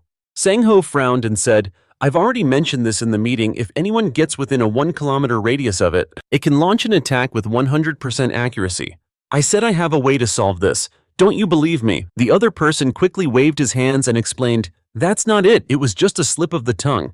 Hina, standing behind Sang-ho, offered a suggestion. Guildmaster, right now our only option is to ask Getia for support. Sang-ho immediately vetoed the idea. No, we can't depend on them. Getia, a guild composed entirely of A-rank mages and above their magic, could probably deal with that monster. However, those guys don't care about civilians at all. They're just obsessed with capturing new types of monsters. It's better to leave the monster alone to ensure fewer casualties than we have now. Our only hope is Hunter Kang Jin Hyuk. If he fails too, I'll have no choice but to risk my life to get close and take it down. With Sang-ho being so firm, no one dared to object anymore, although a few people still frowned, plotting something unknown, especially Dong-suk. That evening in Jin Hyuk's room, he used a portal to bring Lucia from the dungeon to his room, smiling as he said, thank you for agreeing to help. Lucia said, well, I was free anyway with nothing else to do, but as promised, I want sweets from your world as my reward. Not long after, Jin Hyuk and Lucia were on the rooftop of a tall building in the city. Lucia complained, the air here is terrible. It feels like I'm shaving years off my life with every breath. How can you live in a place like this? Jin Hyuk spread his arms and said, because I don't have any other choice.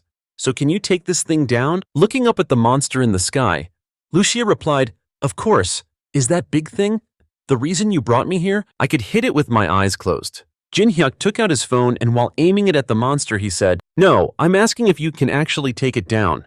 It's a level 300 monster Leviathan, the highest level monster in history. Lucia smiled and said, well, I'll need a little help from you. Jin Hyuk asked, what? This place is too fragile. It can't withstand my power, so if you don't want to see these buildings get destroyed, you'd better do your best. And one more thing, we need to be careful of this. After hearing everything Lucia said, Jin Hyuk could only contact Sang-ho. In a Titan Guild convoy heading toward the Leviathan, Sang-ho gets a call from Jin Hyuk. I'm listening, Hunter Kang Jin Hyuk. Jin Hyuk speaks up, Guildmaster. I wanted to ask you something. If that giant monster falls, it's going to cause unavoidable damage to the buildings. Can you handle that? Sang-ho replies, of course, don't you worry about that. Just focus on taking down the monster. Okay, got it. Get ready quickly. The hunt will begin soon. After hanging up, Jin Hyuk turns to Lucia and says, all right, Lucia, everything's ready. Please prepare. Lucia raises her bow, knocking 2 arrows, then turns to ask Jin Hyuk, prepare what? I already took care of that a while ago. I can use it anytime. Are you ready? Jin Hyuk reacts quickly, moving a safe distance behind Lucia. He uses his divine power to create a large shield in front of him, shouting, ready, then let's do this. As she finishes speaking, Lucia draws her bow and wind begins to swirl around her as she releases the bowstring. The 2 arrows instantly tear through the air like cannonballs rocketing toward the Leviathan in the sky. Her job done, Lucia stands there with a smile waiting for the result. In contrast to her, Jin Hyuk is struggling to hold the shield, protecting him steady, and yells, are you kidding me? At the same time, on Sang-ho's radio, a voice keeps reporting, 2 projectiles are rapidly approaching the target. They're too fast. Time to impact in 3, 2, 1 second. We have a direct hit. Wait, hold on, it's going down. Target neutralized. Sang-ho and his crew have gotten out of their vehicles and witnessed the moment the Leviathan's massive body is torn apart and plummets to the ground. A one-shot kill. Unbelievable. Amidst the shocked cries of the Titan Guild members behind him, Sang-ho thinks in awe, "Hunter Kang Jin Hyuk, you never cease to amaze us." Back on the rooftop, Jin Hyuk looks at how the ground to his left and right has been completely torn up and asks, "I know there was no time to hesitate, but wasn't that a bit overkill?" Lucia turns and says that monster was just too weak, it couldn't even handle that. Jin Hyuk laughs and says, "No, it's because you're just too OP for this world. Anyway, thank you. Thank you. I didn't help you for free, this is the most important part." As she speaks, Lucia tosses the manometer to Jin Hyuk, asking, "You wanted this back after the monster was down, right? Is this really considered proof that the monster was defeated?" Jin Hyuk catches the manometer with one hand and replies, "That's how the system here works." Lucia warns, "Be careful, don't be too trusting. When there's a lot at stake, people easily lose their minds. They'll try to deceive you if they get the chance. I've been tricked many times throughout my adventures." Jin Hyuk laughs and says, "Don't worry if something feels off, I'm not the type to just sit back and do nothing." A short while later, the Titan Guild's convoy approaching the Leviathan's corpse is forced to stop because someone is walking slowly in this road ahead. Hina asks, "Who is that?" Sang-ho replies, "That's Hunter Kang Jin Hyuk." Afterwards, Hina and Dong-suk get out of the car and walk up to speak with Jin Hyuk. Sang-ho praises him, "That was truly impressive." Jin Hyuk humbly replied, "It was nothing, I was just lucky." Sang-ho asked, "If you don't mind, could you share how you managed to take it down?" Jin Hyuk shook his head and said, "Sorry, but that's a secret." Dong-suk suddenly jumped in shouting, "A secret? You're just saying that because you couldn't have possibly defeated it on your own." Jin Hyuk tossed the magic power meter to him and said, "If you don't believe me, then see for yourself." Catching the magic power meter, Dong-suk saw the number 240 on the screen and cried out in disbelief, "What 240 points? No way, the Guildmaster himself only has 173 points. Hina spoke up to confirm, "That is the score calculator I gave to Mr. Kang Jin Hyuk, so the possibility of it being a fake is 0. Hearing this, Dong-suk grit his teeth and thought for a moment, before loudly questioning Jin Hyuk again, "So why are you just lurking around here instead of waiting to claim your compensation?" Jin Hyuk replied, "Guildmaster Sel Sang-ho made me a promise. I defeated the monster, so I'm entitled to my reward, and the Guildmaster already agreed to it." Dong-suk yelled, "Do you have any idea how valuable its corpse is? You C-ranker, do you seriously think that ridiculous story will hold up against the Titan squad? If you want this to end peacefully, then right now you'd better—" Sang-ho suddenly raised his hand to stop him, and reprimanded him, "Stop embarrassing yourself. Han Dong-suk, the Titan Guild isn't that desperate. Why are you being so greedy? Don't you realize your actions are tarnishing the Guild's reputation, which is worth far more than any amount of money?" Dong-suk quickly bowed his head in apology. "I'm sorry, Guildmaster, I was just—" Sang-ho sighed and said, "We'll discuss this back at the Guild head back first." Dong-suk replied, "Understood." Then Sang-ho turned to Jin Hyuk with a smile and said, "My deepest apologies, Hunter Kang Jin Hyuk. I acknowledge your full rights to the promised rewards, including the carcass of this new monster. I genuinely hope to fight alongside you again in the future." Although Jin Hyuk didn't trust the Titan Guild, he could see that Sang-ho was sincere and trustworthy. So Jin Hyuk smiled and said, "I hope so too." Dong-suk, who hadn't gotten far, overheard them and scowled as he looked back at the two. Sel Sang-ho, a guildmaster, is ignoring his own guild's interests to side with some C-rank hunter. No, the Titan Guild still needs Sel Sang-ho for now, but if he continues to lead the guild down this path, then I'll have no choice but to prepare a backup plan. With this in mind, Dong-suk immediately pulled out his phone and searched his contacts for someone's number at a certain center. Two people were sitting together chatting. "Hey, have you heard the rumor? It's about the new monster that appeared in the sky last time. They officially announced that Sel Sang-ho, the master of the Titan Guild, was the one who took care of it. However, it was actually defeated by a C-rank hunter. That's impossible. How could some C-rank possibly defeat a monster of that magnitude? That's why the Titan Guildmaster ordered him to be tailed, but he didn't even seem to care. Wow, he must be incredibly confident in his skills. To be able to look down on Sel Sang-ho like that." Not far from them were two members of the guild's investigation team. Antron was heading out. Between the two men, the bearded one was on the phone receiving a report. It was confirmed that the A-rank hunter who was just hospitalized was put there by Junin, a member of the Titan Guild. The bearded man asked in surprise. He's known for being incredibly strong, so how is that possible? The person on the other end replied, my investigation suggests he was defeated by that rumored C-rank hunter. The bearded man frowned and said so the rumors were true. All right, investigate that C-rank hunter more thoroughly. Hanging up the phone, the bearded man turned to the man beside him and said, we have to consider the possibility that the C-rank hunter has a hidden class. This man asked, isn't that a bit of a stretch? Hidden classes are extremely rare, only 0.1% of hunters have one.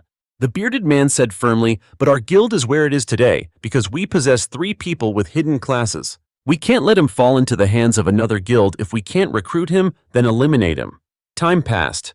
Jin Hyuk had just woken up from a pleasant dream. He sat up, yawned, and murmured, how long was I asleep? He got out of bed and checked his phone. Unbelievable, I slept like a log for 2 whole days. The consequences of overworking are no joke. First, I need to order some food. With that, Jin Hyuk walked into the living room and was surprised to see Lucia. Lucia was eating and spoke up when she saw Jin Hyuk. Oh, you're awake. Jin Hyuk was in no mood to reply. He looked at the pile of food wrappers scattered all over the floor and cried out, what the heck happened to my house? What is all this? A moment later, the living room was cleaned spotless by Jin Hyuk. Lucia spoke up. I saved some for you. Jin Hyuk pointed to the overflowing trash bag in his hand and asked, you ate all this in just 2 days, Lucia replied. I couldn't help it. The food was too delicious. Besides, this house is filled with nothing but sweets. Placing the trash bag in a corner, Jin Hyuk asked again, so why didn't you go back to your place? Why did you have to stay here and wait for me to wake up? Lucia walked over, crossed her arms and said, hey, who do you think took care of you while you were asleep? If I could have, I would have left a long time ago. I don't like this place with its terrible air quality. Jin Hyuk asked suspiciously, what are you talking about? Lucia answered, I couldn't go back because you didn't open the dungeon gate for me. Hearing this, Jin Hyuk opened the door to the room with the spatial gate pointed at it and asked, what are you talking about? The gate to the dungeon is still right here. See? It's still there. Seeing the gate, Lucia exclaimed in surprise, huh? It wasn't there before. No way. Thinking of something, she suddenly pushed Jin Hyuk out of the room. Get away from the door. Lucia also stepped out and closed the door to the room. When Lucia opened it again, the gate had vanished. Without a trace. See, it's gone. Wasn't I right seeing this? Jin Hyuk cried out, impossible. What is going on? Lucia asked, astonished. Huh? You don't know either. Of course I'm supposed to be the only one who knows about this gate. Lucia speculated then, it seems you're trapped in the spatial coordinates that the witch imprinted. Can you explain that more simply? In simple terms, Lucia explained it means this dungeon is linked to you. So wherever you go, the dungeon gate will open there. So you mean this dungeon is suddenly linked to my brain? Lucia replied. You catch on quick, it's lucky that spell failed. Jin Hyuk gave a weak smile and said, looks like I've used up all my luck. More importantly, why is my food taking so long to get here? After a long wait, Jin Hyuk finally heard the doorbell ring. He went to open the door and saw the delivery driver handing him a bag and bowing his head. I'm so sorry, it's so weird. I've been driving around this area in circles for a while now, but I just couldn't find your place. Jin Hyuk didn't blame him taking the bag of food and heading inside. He said the food's here. Let's eat. Lucia asked. Oh, more sweets? Jin Hyuk replied. Not exactly, but it's still really good. You should try some. So the two of them went back to the table and sat down. Lucia asked suspiciously, by the way, how was that delivery guy able to find this place? I cast a perception inhibition spell so no one would be able to find it. Jin Hyuk asked in surprise, you cast what kind of spell? Lucia explained a perception inhibition spell. Even if someone knows the location, they still won't be able to find it. It's simple but effective. Jin Hyuk asked again, why did you cast it on my house? Because while you were asleep, all sorts of people showed up here. Jin Hyuk asked suspiciously, strangers? Lucia recalled the Antron Guardians, some guild or another. They were so annoying.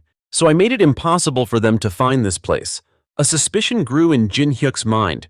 Guardians Antron, why would major guilds like that be looking for me? What the hell happened while I was asleep? He immediately pulled out his phone to check after scrolling through the headlines from the past few days. Jin Hyuk thought to himself the new giant monster was defeated by the Kang rank hunter Jin Hyuk. The video has already gone viral. They even issued a media blackout. But security was a complete joke. Lucia, not knowing what a phone was, watched as Jin Hyuk just stared intently at the rectangular object in his hand and asked, what are you doing? Aren't you going to eat? Is something wrong? Jin Hyuk scratched his head and chuckled. I'm in a bit of a pickle. The problem is that I'm doing too well. Lucia shook her head and asked, have you lost your mind? Jin Hyuk didn't answer. He walked over to the window and silently watched several figures in black lurking. Around his house, deep in thought, I got too greedy. I took advantage of Lucia's accomplishments for my own gain, but I never expected to get famous this way. The hunter world is full of factions and cliques the moment someone stronger appears. They'll find a way to hold that person down just like that bastard Do Jun. Feeling a headache coming on? Jin Hyuk muttered under his breath. Damn it. I got into this mess by being too greedy with my monster kills. Then he let out a sigh and mumbled, well, what's done is done, there's nothing I can do about it now. Returning to the dining table, Jin Hyuk urged Lucia, if you're done eating, then gear up. We're going back to the dungeon. A few minutes later, Jin Hyuk and Lucia stepped through the portal and returned to the dungeon. He was now filled with determination, thinking to himself, I need to get so strong that no hunter or guild will ever dare to mess with me again. I'll level up, and with this pile of monster corpses I have, I can craft even more powerful items this time. Meanwhile, on a nearby rooftop, a figure in a black hooded cloak was watching Jin Hyuk's house. As for Jin Hyuk, as soon as they entered the dungeon, he led Lucia straight to the old dwarf's forge. A moment later, in the clearing in front of the forge, the old dwarf watched as Jin Hyuk pulled out the head of the Leviathan and exclaimed in astonishment, it's been a long time since I've seen a Leviathan that massive. But why is there only a head? Where is the body? Jin Hyuk hesitantly explained, well, the body is still there, but it was just too damaged. Lucia chimed in bluntly, it was too weak for my arrow. The old wolf spoke up, annoyed seriously, you have no idea about the value of these materials. That's why I can't stand elves. Lucia, not one to back down, immediately retorted, what did this short old geezer just say? The old wolf got angry and yelled, get out of my house before I throw you out of here, you stinky elf. And so the two began to glare at each other, shouting their heads off. Just give me the arrow you promised and I'll get out of here right away. Don't you have hands? Go get it yourself. You should at least show some sincerity when giving something to someone. Seeing the situation getting more and more intense, Jin Hyuk quickly stepped forward and asked the old dwarf, by the way, is there anything you can do with this monster's corpse? The old dwarf's attention was indeed diverted. He stopped arguing with Lucia. You have no idea what you just brought me? Wait a moment.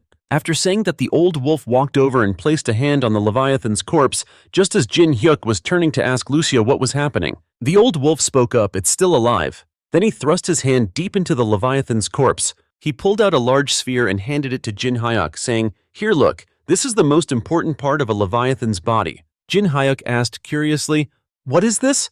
The old wolf replied, the internal organ that allows it to use lightning. Jin Hyuk guessed, is this the thing that created the lightning? Could it be? The old wolf nodded and said, yeah, just as you thought, if you enchant the Azachan staff with this, you'll be able to shoot as much lightning as you want. Jin Hyuk asked, how can I repay you? Just say the word.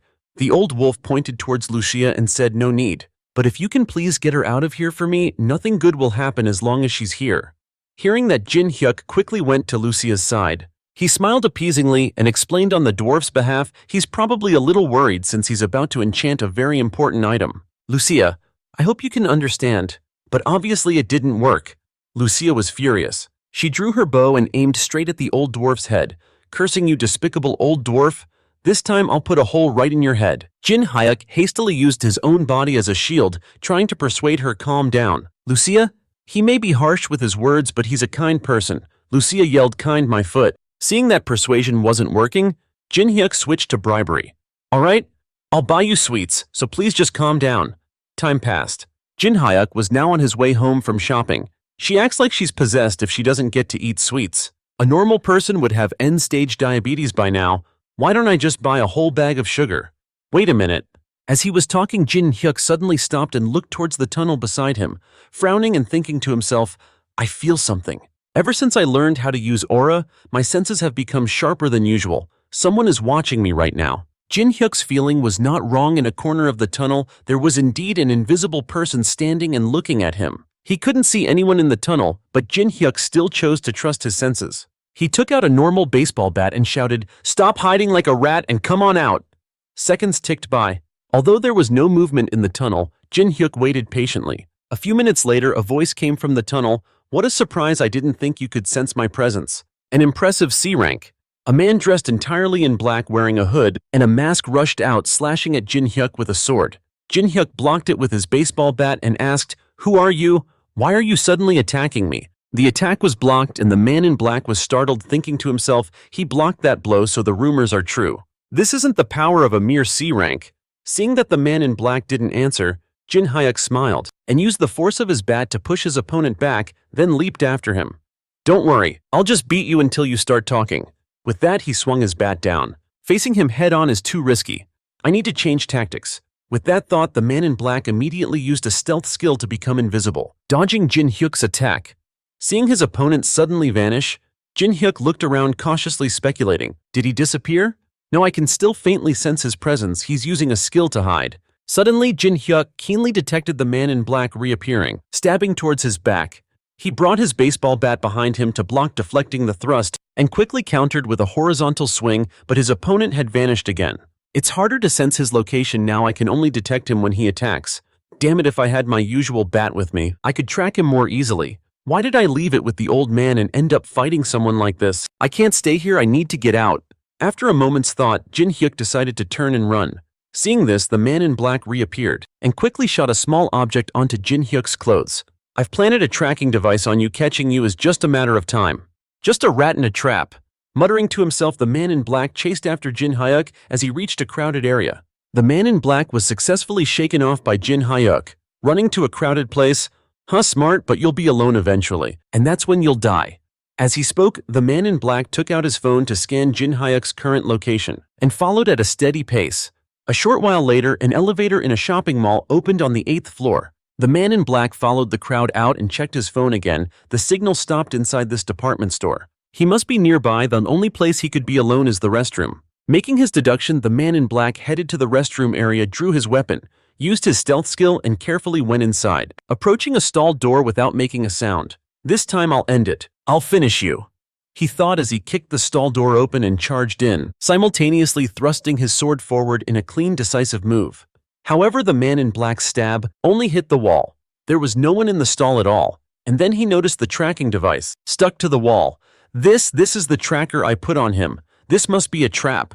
A thought flashed through his mind, and the man in black quickly used his stealth skill, turning to escape. However, he had only just turned his head when he saw Jin Hyuk standing at the door with his bat raised and ready. In a confined space like this, invisibility won't help you. Smirking, Jin Hyuk swung his bat at the man in black, who was slightly startled. But his reaction was incredibly fast, pressing his entire body against a wall to dodge before thrusting a sword at Jin Hyuk's head. Jin Hyuk tilted his head to dodge the thrust, then grabbed the man in black's wrist and spun into a shoulder throw. He slammed the man in black hard onto the ground, leaving him aching all over and temporarily unable to move. Jin Hyuk walked up to the man's head, raising the baseball bat threateningly. "If you don't want your head smashed to bits, you'd better tell me why you want to kill me." The man in black cried out in fear. "Wait!" Meanwhile, a father and son were approaching the restroom area.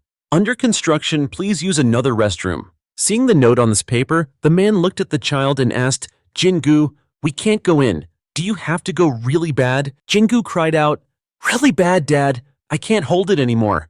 The man advised, "Just try to hold it a little longer." But he stopped mid-sentence, because the boy had already pushed the door open and said, "The door is open, Dad. I'll be quick and come right out. Please keep a lookout for me." Seeing his son had already dashed inside, the man could only agree, "All right." As for Jin-gu, he ran into the restroom and was shocked to see Jin Hyuk threatening the man in black. The two of them also noticed someone had entered and turned to look. Jin Hyuk cursed under his breath. "Damn it, I put that sign on the door because I knew this would happen." With good intentions, he called out, Hey kid, it's dangerous in here."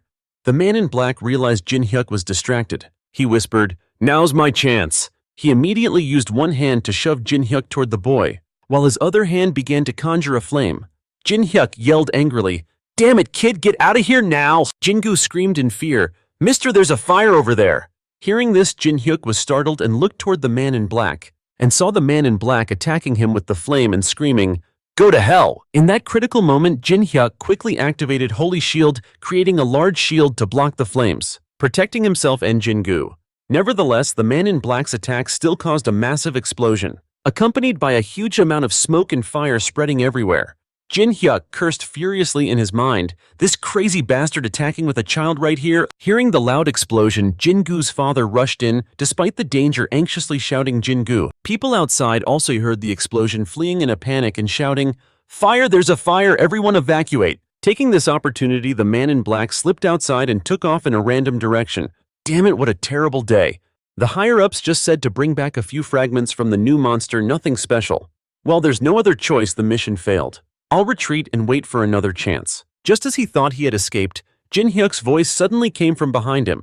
Where do you think you're going? An instant later, the man in black felt his chest bulge outward as an agonizing pain enveloped his entire body, causing him to collapse to the ground. A baseball bat was now impaled through his back. Piercing through his back, fresh blood spewed out endlessly. From behind, Jin Hyuk held his throwing stance and said, "Did you really think you could run, you scumbag arsonist?" His expression soured as he thought, "Damn it, I got too excited and used too much force. My first kill, even if it was self-defense, is still disgusting." A system notification appeared. Your karma has increased due to killing. Because it was a justifiable kill, the villain title has not been created. The cleric's skills have been corrupted, and you have met the hidden conditions to change to a second job. Despite the nausea, Jin Hyuk exclaimed in shock, "Wait, what? A job change?" When a hunter kills someone, they are labeled a villain, and a cleric would receive a penalty that seals their skills, if they got that title. I thought it was all over for me, but now my class is suddenly changing. While Jin Hyuk was lost in thought, two men approached him. One of the two, a man in black, showed a badge and said, "I'm Detective Jo Kyung-jon from the Hunter Association. I need your cooperation." Then he sat down next to Jin Hyuk and asked, "That mage hunter attacked you, and when he was cornered, he used magic, right?" Jin Hyuk replied, "Yes, he used fire-type magic, even with children present. By the way, is that child okay?" Kyung-jon answered, "You must mean Jin-gu. He only has minor burns, so you don't need to worry." The man accompanying Kyung-jon, who was taking notes on Jin Hyuk's testimony, also spoke up. "Jin-gu and his father asked me to pass on their heartfelt thanks." Jin Hyuk said, "It was nothing, I'm just glad they weren't seriously injured." Kyung-jon smiled and said, "It was thanks to your quick thinking, Kang Jin Hyuk. Your actions will be considered self-defense, and as soon as the investigation is over, you'll be free to go home." Jin Hyuk asked in surprise, "Huh, it's that easy?" Kyung-jon explained, "Your actions are one part of it, and the laws that apply to hunters are a bit different. However, there's actually another reason you didn't receive the villain title, did you? How did you know?" Jin Hyuk was suspicious. Kyung-jon continued to explain, "The villain title only appears when you intentionally kill someone. Acts of self-defense don't count." Jin Hyuk said, "Oh, I see." Kyung-jon reminded him, "That's an industry secret of ours. If you know how to keep your mouth shut, you won't face any lawsuits. But if you reveal it to the public, you'll put us in a tough spot." Jin Hyuk smiled and said, "I understand. I promise I won't tell anyone." Kyung-jon took a round object from his pocket, handed it to Jin Hyuk, and said, "Of course, however, from our standpoint, it would be risky to just trust you alone, Kang Jin Hyuk. We'll need to monitor you, so I hope you understand. From now on, keep this with you at all times. To be blunt, it's a tracking device. If you mention one of these 3 forbidden words, a signal will be sent to us. Those 3 words are killing, villain, and self-defense. As long as you don't mention today's events or those forbidden words, you'll be fine. Now leave the cleanup to us. This might have been a bit traumatic for you, so go home and get some rest." Taking the device, Jin Hyuk replied, "Yes, thank you," and then departed. Kyung-jeon's colleague spoke up. "Is he the hunter who took down that new monster from the rumors? No matter how you look at it, he doesn't seem like a C-rank hunter at all." Kyung-jeon analyzed. He was able to block the fire pressure without taking any damage while protecting the boy. On top of that, he managed to capture a high-rank mage-type hunter. At this point, it's more than just a rumor. Hunter Kang Jin Hyuk must possess a power that far exceeds C-rank, an incredibly special kind of power. Then he looked at Jin Hyuk standing not too far away waiting for the elevator and said softly, "Please don't do anything unnecessary and become someone we can trust." A while later, Jin Hyuk arrived home. Sitting down, he immediately opened the panel to check his new class, the investigator class, a hidden class he had been hoping to get one day. But he never expected it to be today. Instead of reading these complicated lines of explanation, I'll just jump right into a real fight. With that thought, Jin Hyuk excitedly entered a dungeon to find some monsters. Time passed. Through the process of fighting monsters, Jin Hyuk gradually came to understand his new class better. First, the skill I got instead of recovery and healing is Hardened Skin. Hardened Skin helps me take less damage when facing enemies, and the status resistance skill enhances my resistance to effects like poison, sleep, or stun. Now I understand why they use the phrase transformed. The skill effects are still there, but they've been converted into new skills. It's more focused on myself.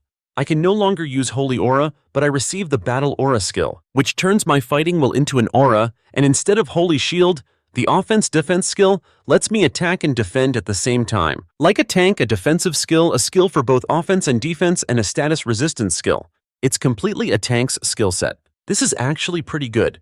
After checking the offensive skills, Jin Hyuk stopped fighting and opened the system panel to examine the remaining skills. Judgment. You can see the opponent's karma. Current skill level, T skill effect, measures the opponent's karma as a specific value. After obtaining this skill, I started seeing numbers above everyone's heads. I wonder if seeing other people's karma is useful for anything. Muttering to himself, Jin Hyuk took out his phone. Through the phone's screen, he could see the number 64 above his own head. Is this number above my head my karma? Is 64 considered high? And this other skill is also related to karma. The verdict skill. Verdict: when facing an enemy with a high karma count, you will receive additional stats and effects. The skill has no level. Skill effect: your stats will increase in proportion to the opponent's karma, increasing by 20% when facing an enemy with karma higher than 200, increasing by 50% when facing an enemy with karma higher than 300, and increasing by 100% when facing an enemy with karma higher than 500. When killing an enemy with karma higher than 200, you will not receive the villain title, and the penalty for killing will also be nullified. Jin Hyuk thought to himself, so in short, I get stronger when I fight bad guys. The skill was a real game changer compared to the investigator hidden class, but it was surprising to see a skill that encourages taking down villains like this. After checking out his new class, Jin Hyuk closed the system window and returned to Old Man Graff's smithy.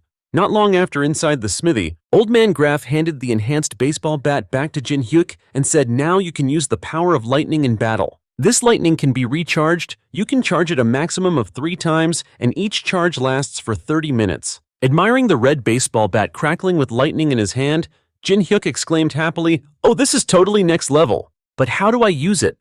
The old wolf said behind the smithy. "There's a kobold we caught trying to steal. You can go ahead and test it out." So the 3 of them went behind the smithy, standing before the tied-up kobold. Jin Hyuk asked, How do I shoot the lightning? Do I need to chant a spell?" The old wolf replied, "Who has time for that in the middle of a fight? Just imagine it in your head." Hearing that, Jin Hyuk began to concentrate, and as he did, a ball of lightning quickly formed at the tip of the baseball bat. Jin Hyuk briefly closed his eyes, and when he opened them again, he immediately swung the bat with all his might, launching the ball of lightning toward the kobold. The lightning ball struck the kobold's chest, causing it to let out a terrible scream, its body convulsing for a moment before turning into dust that scattered on the ground. Seeing this, Jin Hyuk thought happily, awesome. Fighting is going to be so much easier now. Just then, the person who had remained silent until now, Lucia, spoke up. "Kang Jin Hyuk, if you're done with your test, we need to talk." Without waiting for a reaction from Jin Hyuk, she walked over and snatched the device. The circular device from the necklace Kyungjeon had given him, questioning him, "What did you do out there? Did you think I wouldn't notice? I can't sense any holy power from you anymore. And what is this suspicious thing? You're not planning something strange to use against us, are you?" Jin Hyuk was stunned for a moment, then sighed and said, "Of course not, it's just a misunderstanding. Actually, while I was outside," and so Jin Hyuk recounted the entire story to the old dwarf and Lucia. Afterwards, Lucia asked, "You mean something happened that caused your holy power to transform into something else?" The old wolf also spoke up seriously. "The details of what happened can't be explained by this thing alone. So let's handle it first, and we can hear the details afterward." Hearing this, Jin Hyuk thought in astonishment, is that even possible? Is there anything they can't do? The old wolf continued, "However, you'll have to run an errand for me." Jin Hyuk asked, "What do you want me to do?" The old wolf opened his bag, rummaging inside as he said, "It's nothing difficult, just a simple task, and I'll help you fix this little toy." Finding what he was looking for, the old wolf tossed something to Jin Hyuk, adding, "Take this, you'll need it for the task." Jin Hyuk quickly caught the item and examined it curiously. "What is this, a map?" Lucia seemed to recognize the item, and she turned to Graff, asking, "Really? Are you planning to send him there?" Graff replied, "Even a fool could manage that much." He willingly listened to the 2 of them talk. Jin Hyuk scratched his head in confusion and asked, "Do I have to go somewhere dangerous?" A moment later, one end of a rope was secured with a spike, while the other end was dropped down into the pit. Jin Hyuk clung to the rope, shaking like a leaf, slowly climbing down into the bottomless dark pit. "You want me to mine ore in a place like this?" Jin Hyuk said, breaking out in a sweat and complaining to himself. "You have to at least be able to stand. Getting cold feet already, it's just a ledge." Lucia grabbed the rope and jumped down to a rock ledge. Then she deliberately swung the rope, making Jin Hyuk sway. "Hey, cut it out, will you?" Seeing Jin Hyuk's utterly pathetic and terrified expression, Lucia warned, "Listen to what I say. Don't just do whatever you want. With that, she did a flip and jumped straight down, landing on a ledge right below. Easier said than done, I'm not as light as you, Jin Hyuk whined. Really so scary? Are you kidding me, sweetie? From what I can see, I think I was right. With that, Lucia continued to jump down. Scared maybe. Whatever, let's just give it a shot and see where this goes. With that, Jin Hyuk let go of the rope, then made his way down along the ledges, landing safely. See, piece of cake? Lucia said with a smile. While the two of them sat and rested to regain their strength, Lucia started the conversation. So has your power disappeared? That's right, which is why I brought that strange device. Jin Hyuk answered honestly, but that device, are you sure it was a good idea to get rid of it? Probably not, but that old man said it was fine, so it's probably fine. He's really talented with stuff like that, so we can trust his word, right? Even though she disliked Old Man Wolf, Lucia had to admit it. Yeah, he's very trustworthy with this stuff. By the way, the karma value represents bad deeds. Is that why you were looking at me and that short old fart with such a judgmental gaze? Right. So what's my karma value? 82, the highest of the three of us. I'm at 64 and the old man is at 72, Lucia said with a distant look in her eyes. When you think about the life I've lived, it's really not surprising at all. I had to do whatever it took to survive. Seeing that Lucia seemed sad, Jin Hyuk tried to comfort her. Even so, there's only a 20-point difference between us. I've only ever sent one person to the other side. 20 points big or small doesn't mean anything. Do you have any idea how many lives I've taken? To even think about it. Where I used to live, there were saints who could distinguish good from evil just by looking. I'm a far cry from being a saint. Who said you were a saint? I'm just talking about abilities that other people have too. Anyway, now's not the time to be looking for ore. We need to figure out your skill first. Thanks, but why are you so interested in my skill? Because I think it's cool. Lucia grinned, thinking to herself, cooler than digging, that's for sure. Ah yeah, Jin Hyuk replied noncommittally, knowing full well what she was up to, but he didn't bother calling her out. Being inside a dungeon won't really help us understand karma. Let's go outside. If you're worried about being attacked, I'll protect you. What should we do? I feel bad for the old man, but it's probably better to sort this out first. Having made his decision, Jin Hyuk immediately used a return stone to get Lucia out of the dungeon. At the same time, a notification window popped up. Your karma has increased. A few minutes later, Jin Hyuk looked around uncomfortably and quietly asked Lucia, are you sure you used a disguise spell? Lucia took a sip of her coke and affirmed with certainty, I already told you don't worry because I've already cast the spell. It's just that you seem to be attracting everyone's attention, Jin Hyuk said, looking awkwardly at the dozens of eyes staring at them. Hearing this, Lucia gave a playful wink and replied, really? I guess I just can't hide my beauty. I don't think that's it, although I admit it might be a small part of it. After saying that, a flustered Jin Hyuk took a sip of his drink. Sensing the awkward atmosphere, Lucia changed the subject. Enough of this nonsense. Let's summarize what we've learned about karma. Right, it seems karma is gained when you do something bad. My karma went up by 1 because I broke my promise to that old man. Besides hurting other people, doing bad deeds also increases karma. In other words, if it doesn't have a negative impact, then karma won't increase. It's not exactly clear what actions generate more or less karma, but if it's over 200, that person is defined as a villain. Why is that? Because if you kill someone with over 200 karma, there's no penalty whatsoever. Eliminating someone with over 200 karma is considered self-defense, not murder, because they are no longer considered human. So 200 is the threshold, huh? Even that dwarf didn't have 100, but finding someone with over 200 karma seems difficult, doesn't it? That's right, Jin Hyuk replied dejectedly. I've been observing people for a while now, but I haven't seen anyone with a stat like that. Therefore, Jin Hyuk decided to go where the bad guys usually hang out. As dusk fell and the city lit up, bars and restaurants stood side by side with crowds of people bustling under the neon lights, which surprised Lucia a little. Is this world always this bright at night? Aren't you afraid of being spotted by monsters? Unlike your world, monsters don't appear that often here. Well, the air here doesn't seem very clean. That might actually be an advantage. Well, every world is different, I suppose. Just then, a few steps away, a promoter saw Lucia about to walk by and approached her. Hey beautiful, there's an event going on at my bar. You can join and get 5 free cocktails. Get lost. Lucia, showing no interest, gently pushed the promoter aside, but Jin Hyuk advised her. Wait, it's free, let's go have a drink. The promoter seized the opportunity, smiling and inviting them in. This way, esteemed guests, I'll provide the best service for the two of you. Here we go, this scumbag. Jin Hyuk followed the male promoter, a smile creeping onto his face as he saw the number 300 above the man's head. After taking a sip of the drink, the promoter brought over Lucia remarked with satisfaction, "I quite like the sweet taste of the drinks here." Seeing Lucia and Jin Hyuk start to sway as if they were about to pass out, the promoter smirked. All right, they drank the drugged liquor that paralyzes with just one sip. He signaled to three men in black suits sitting in a corner. Not far away, they understood the signal and immediately went over to Jin Hyuk to deal with him first. One of them saying, just as he spoke, Jin Hyuk's voice rang out, "Deal with what? Just try me," as his resistance skill activated. The poison from the drink had absolutely no effect on Jin Hyuk. He snapped his eyes wide open. Then he directly landed a punch on the buzzcut guy, followed by a swift kick to the other one, sending both thugs to the floor with just two basic moves. The poison status effect had been neutralized by his skill, and Julia opened her eyes in surprise to ask, "What's going on? Who are these guys?" Jin Hyuk smirked and replied, "Take a guess, they're the bad guys." Seeing this, the bartender fearfully urged the remaining man, "Hurry up and do something." The thug immediately took off his vest and cracked his knuckles. "It looks like you had your fun, but it all ends here." As soon as he finished speaking, he lunged at Jin Hyuk. Lucia calmly took another sip of her drink and asked, "Need any help?" "No need, I can handle this myself, you bastard, are you ignoring me?" The enraged thug swung his fist, but before it could even touch Jin Hyuk, he blocked it with just one hand. "What? My fist couldn't even make him flinch." Briefly startled, the thug asked with a hint of suspicion, "Don't tell me you're a hunter. You look like a hunter too, but shouldn't you be out there catching monsters, right?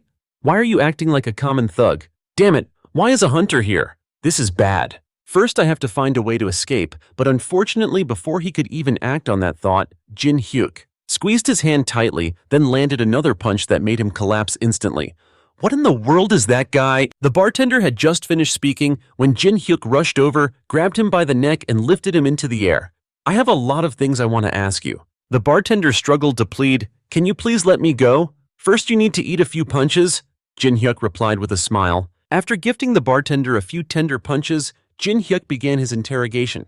"It seems this isn't the first time you've pulled this kind of stunt.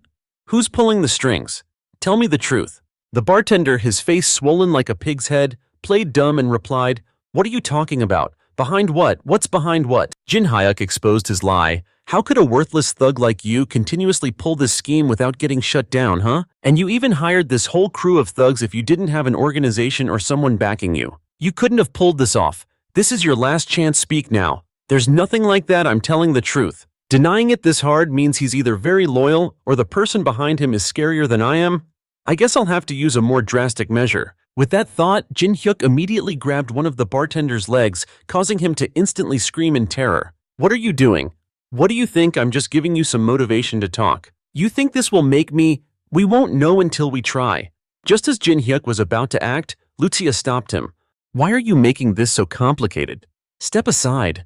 Lucia approached the bartender and used her mana to create a thin wisp of smoke that drifted into his nose. Just a moment later, his face started to contort, swelling up even more, and he began to drool as if he were poisoned. The excruciating, tormenting pain made him scream in rage. "Where did you come from? You're from Antron, aren't you? Is it Antron? Whatever you're doing, it's too late, you bastards." Seeing this, Jin Hyuk turned to Lucia and asked, "He looks like he's in so much agony. What did you do?" Lucia shrugged and replied, "I just made him a little more willing to talk." "Who knew it would turn out like this?" "Is this too much for the people of this world?" the waiter shouted agitatedly. "It doesn't matter if you're from Antron or not, because the Titan Guild will slaughter you, a complete slaughter. So the Titan Guild is behind this. This is a bigger problem now." Thinking to himself, Jin Hyuk deliberately said, "Even if you start a war, our forces are just as strong. What makes you think you can slaughter us?" Just as expected, the waiter spilled the beans about Alan's elixir. "What is this, Alan?" The interrogation came to a close. Jin Hyuk stood on the rooftop of a skyscraper, his eyes gazing into the distance. "This is bigger than I thought," Lucia spoke up. "Yeah, I didn't expect to get tangled up with such a large guild." Alan's elixir, a potion that doubles your stats but requires the sacrifice of countless women to create. I can't believe the Titan Guild would do something like this. I'm also very surprised. I can't believe that those madmen out there are trying to create it. "What, that potion exists in your world too?" Jin Hyuk asked, startled. "That's right, in my world we have the Queen's Tear elixir," Lucia recounted. "A close friend of mine was sacrificed to become fertilizer for that elixir when I was a child. Years later, when I reached the platinum rank, I personally eliminated that organization. So that's why you looked so grim. So what are we going to do? You tell me. They said the elixir is almost complete. We have to deal with them before that happens. Meanwhile, in another development, a mysterious young man arrived at the scene where Park Min-ye, the waiter, was killed and made a phone call to report to his superior. It doesn't seem to be an internal dispute. It's hard to believe another faction did this. The strange thing is, only Park Min-ye was killed and the attacker left. The other guilds or the feta people don't use these kinds of tactics. The person on the other end of the line immediately ordered, "Find who did this. Now I understand, I'll find them soon." In another scene at the Titan Guild's business district, Guildmaster, the results from the Hong Kong region are outstanding. If we keep this momentum in the first half of the year, it would be best to recruit another 15% more members. As Hina was reporting, she perceptively noticed something was off with Sang-ho and asked with concern, "You don't look well. What's wrong? Have you ever heard of Alon's elixir?" "No, this is the first time," Hina answered honestly. "Yeah, that's normal since the association is trying to cover it up. I was just asking. But it'll be hard to return to Korea now, right? It will be a bit difficult since the mission isn't finished yet. What exactly is going on? Then there's no other way." Sang-ho made a request. "Can you issue an emergency order to the guild? Right away, an emergency order. As of now, our Titan Guild declares war on the Terran Guild," Sang-ho said through gritted teeth. Hearing this, Hina couldn't help but be horrified. "What? Wait, why so suddenly? If we don't start preparing now, we'll be thrown into chaos. If the information is true, it'll be too late by the time things start happening," Hina asked worriedly. "What kind of information led you to make such a dangerous decision?" She was met with silence.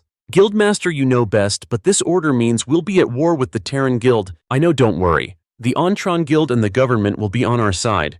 But even so, war is still very risky. Shouldn't we meet and decide more carefully?" Hina tried to persuade him, but Sang-ho replied firmly, "Do I look like I'm spouting nonsense?" That was the face of someone who had made up their mind. He had always been cautious to make this decision. But no matter how you look at it, this decision is too... Knowing what Hina was worried about, Sang-ho said gently, "I understand you're surprised. For now, just announce this secretly within the guild and prepare for an investigation. We'll make a formal announcement about the investigation later." The scene changes. The silver-haired man wipes a bit of Park Min-jeon's blood and drops it onto a compass. Instantly, a red dot appeared on the compass. The one with the scent of Park Min-ye's blood isn't far from here. With that, the silver-haired man leaped high into the air and flew straight to the front of the apartment where Jin Hyuk was staying in just a few seconds. Is that house my imagination? Or is it really that blurry? Isn't this the home of the hunter who caught the new type of monster? That means he's the one who caused all this. Thinking this, a poison needle appeared in the silver-haired man's hand. "Well, no matter, I just need to catch him and say hello." The silver-haired man held the poison needle in one hand and rang Jin Hyuk's doorbell with the other. "Have you heard back from that reliable contact yet?" Lucia asked. Jin Hyuk replied, "Yes, they'll contact us as soon as the investigation team is ready. Looks like there are some smart people out there after all. If no one agrees, I'll handle it myself," Lucia said while continuing to munch on the half-eaten snack. If they knew what a Lao was, this would be understandable. "Besides, aren't you going back? You think I'd go back and miss out on all this fun? No way. Besides, if they're crazy enough to do something like that, they're not normal anymore. You can't handle them by yourself, right?" "That's right, so let me help you take care of all those bastards." "You should be glad," Lucia said with a laugh. "Yeah, thank you," Jin Hyuk replied with a smile. Just then the doorbell rang. "Is Kang Jin Hyuk there?" "I have a delivery. Can you open the door? I'm late because of an accident." There's no way a delivery would come at this hour, plus there's a perception dampening spell cast around the house. If someone got through that and is pretending to be a delivery person, then... Suspicious, Jin Hyuk pretended not to know and went to open the door. A poison needle immediately shot straight at Jin Hyuk, but luckily he was already on guard, so Jin Hyuk easily dodged it, then smiled mockingly. "I knew it. Do delivery guys carry poison darts these days?" There's no way he could have blocked that while the silver-haired man was still in shock. Lucia drew her bow from behind and shouted, "Kang Jin Hyuk, get out of the way." Jin Hyuk immediately dodged to the side, causing the silver-haired man to take the full force of Lucia's arrow. His body was sent flying backward. Just as Lucia was about to follow up with another shot, Jin Hyuk stopped her. "No, I'll handle this myself. He came looking for me because of what happened at the Tarantha Guild's bar, those kidnappers. Be careful, he moved the instant my arrow hit him. That means he's not normal either." The silver-haired guy was trembling now, standing in a corner and looking up at Lucia. "Ah, who is that woman? Just one arrow did this to me. I need to retreat immediately." The silver-haired guy gritted his teeth, pulled out the arrow, then leaped far away to escape. "Hey, he's trying to run! What are you going to do? Should we chase him? Forget it. He'll be back. His kill count is over 900, which means he's a stone-cold killer. Perfect. I was just wondering how I was going to clean up. After all this is over, I can use him. The next morning, a driver was sent to take Jin Hyuk to the investigation area. Before Jin Hyuk and Lucia got out of the car, the driver kindly warned them, "Even though the guildmaster told me to bring you here, be careful. There are many people in the Titan Guild who aren't friendly towards you." Jin Hyuk walked over and looked at the group of people dressed in black, who were staring at him with unfriendly eyes. He thought to himself, at least half of them are A rank or higher, truly an elite team. Jin Hyuk's gaze landed on a familiar face. Isn't that the guy who argued back then? Is he the one in charge here? This is already getting troublesome. That guy walked up and introduced himself as Han Dong-suk, the person in charge of this operation. He told Jin Hyuk that they had met during the air raid last time. He said that Jin Hyuk probably didn't remember him now. Jin Hyuk replied that of course he remembered. "You seem much more polite today, completely different from last time." Hearing this, Han Dong-suk cleared his throat with a light cough. I apologize for that time. I got a little too carried away with guild business. I'd like to take this opportunity to apologize. Please forgive me for what happened before. I hope this operation goes smoothly. After that, he turned and asked who the woman next to Jin Hyuk was. Jin Hyuk introduced Lucia as his teammate, saying she's very skilled and won't be a hindrance. Han Dong-suk was a bit surprised to hear this, as he had never heard Jin Hyuk mention having a teammate before. Just then, the scout team returned. Seeing the scouts come back, he excused himself to step out for a bit. He spoke politely, but inwardly he looked down on Lucia. What, she's skilled. A mere C-ranker acting so confident, whatever. As long as I achieve my goal, I don't care about anything else. Thinking this, he let out a sinister smile. After that guy left, Lucia crossed her arms, looking a little displeased. She said to Jin Hyuk, "That guy seems to be scheming something. Is it really okay to just let things be?" Jin Hyuk told her not to worry because things won't go the way that guy thinks they will. Lucia said she understood that, but she pointed out that someone had been tailing them from the very beginning. "Didn't you notice? Why aren't you doing anything about it?" Jin Hyuk told her not to mind it and to just let that guy go. They still need him for something else. After saying that, he took out a blue quartz crystal and gave it to Lucia. Lucia was curious about what it was, and Jin Hyuk explained that it was a communication device. It allows Lucia to contact anyone within a 10-kilometer radius. Jin Hyuk said that Lucia would need it, so she should keep it. Just then, Han Dong-suk returned, saying that Jin Hyuk's report was spot on according to the intel they had collected. It was clear the Terran Guild was involved in human trafficking. Jin Hyuk asked what he planned to do now. He said their plan was to ask Jin Hyuk for a favor. Jin Hyuk was a little surprised to hear that a favor. That's right. After our investigation, we discovered a powerful barrier was installed around the building. There's only one person who can break through it without being detected, and no one is better suited for the job than you, Kang Jin Hyuk. So can you help us? Hearing this, Jin Hyuk was very nonchalant, telling him to just cut to the chase. You want me to walk into a death trap? So why are you trying to pretty it up? Han Dong-suk feigned sincerity. No, we just need precision. You're certainly very skilled, right? After all, you're the one who took down that super powerful new monster. And besides, instead of moving with guild members you've never worked with, wouldn't it be easier for you to work alone? Jin Hyuk considered his words easier. They just don't want to risk their own lives and are dumping the job on me, but there's one thing they don't know. This was the exact situation he had been waiting for. In the end, Jin Hyuk accepted and followed Han Dong-suk's scout team. They moved in swiftly. On the way, a scout instructed Jin Hyuk, "Hunter Kang Jin Hyuk, listen up, the plan is simple. We're going to create an opening in the barrier. When that happens, you slip inside, got it?" They moved like ninjas, leaping over a high wall and landing safely on the ground. As soon as he landed, the scout emphasized again, the opening will only last for a few seconds. So run as fast as you can. Then he began to open a gap in the barrier and called out to Jin Hyuk, "Get in there now." Jin Hyuk quickly seized the opportunity and dashed right in. After passing through the opening in the barrier, Jin Hyuk skidded to a halt, creating a powerful friction burn on the ground. Jin Hyuk looked at the scene before him. What is this? This looks completely different from the outside. They used the barrier to distort its appearance. Jin Hyuk walked around looking for an entrance, glancing back and forth. Then he noticed the figure of someone in front of him, and Jin Hyuk quickly ducked into a corner. Adopting a defensive stance, Jin Hyuk guessed that since they were guarding that spot, it must be the entrance. If that was the case, Jin Hyuk had a plan. He quickly launched himself forward, leaping to attack the figure. Jin Hyuk swung his bat down hard, however. It wasn't a person, just an illusion.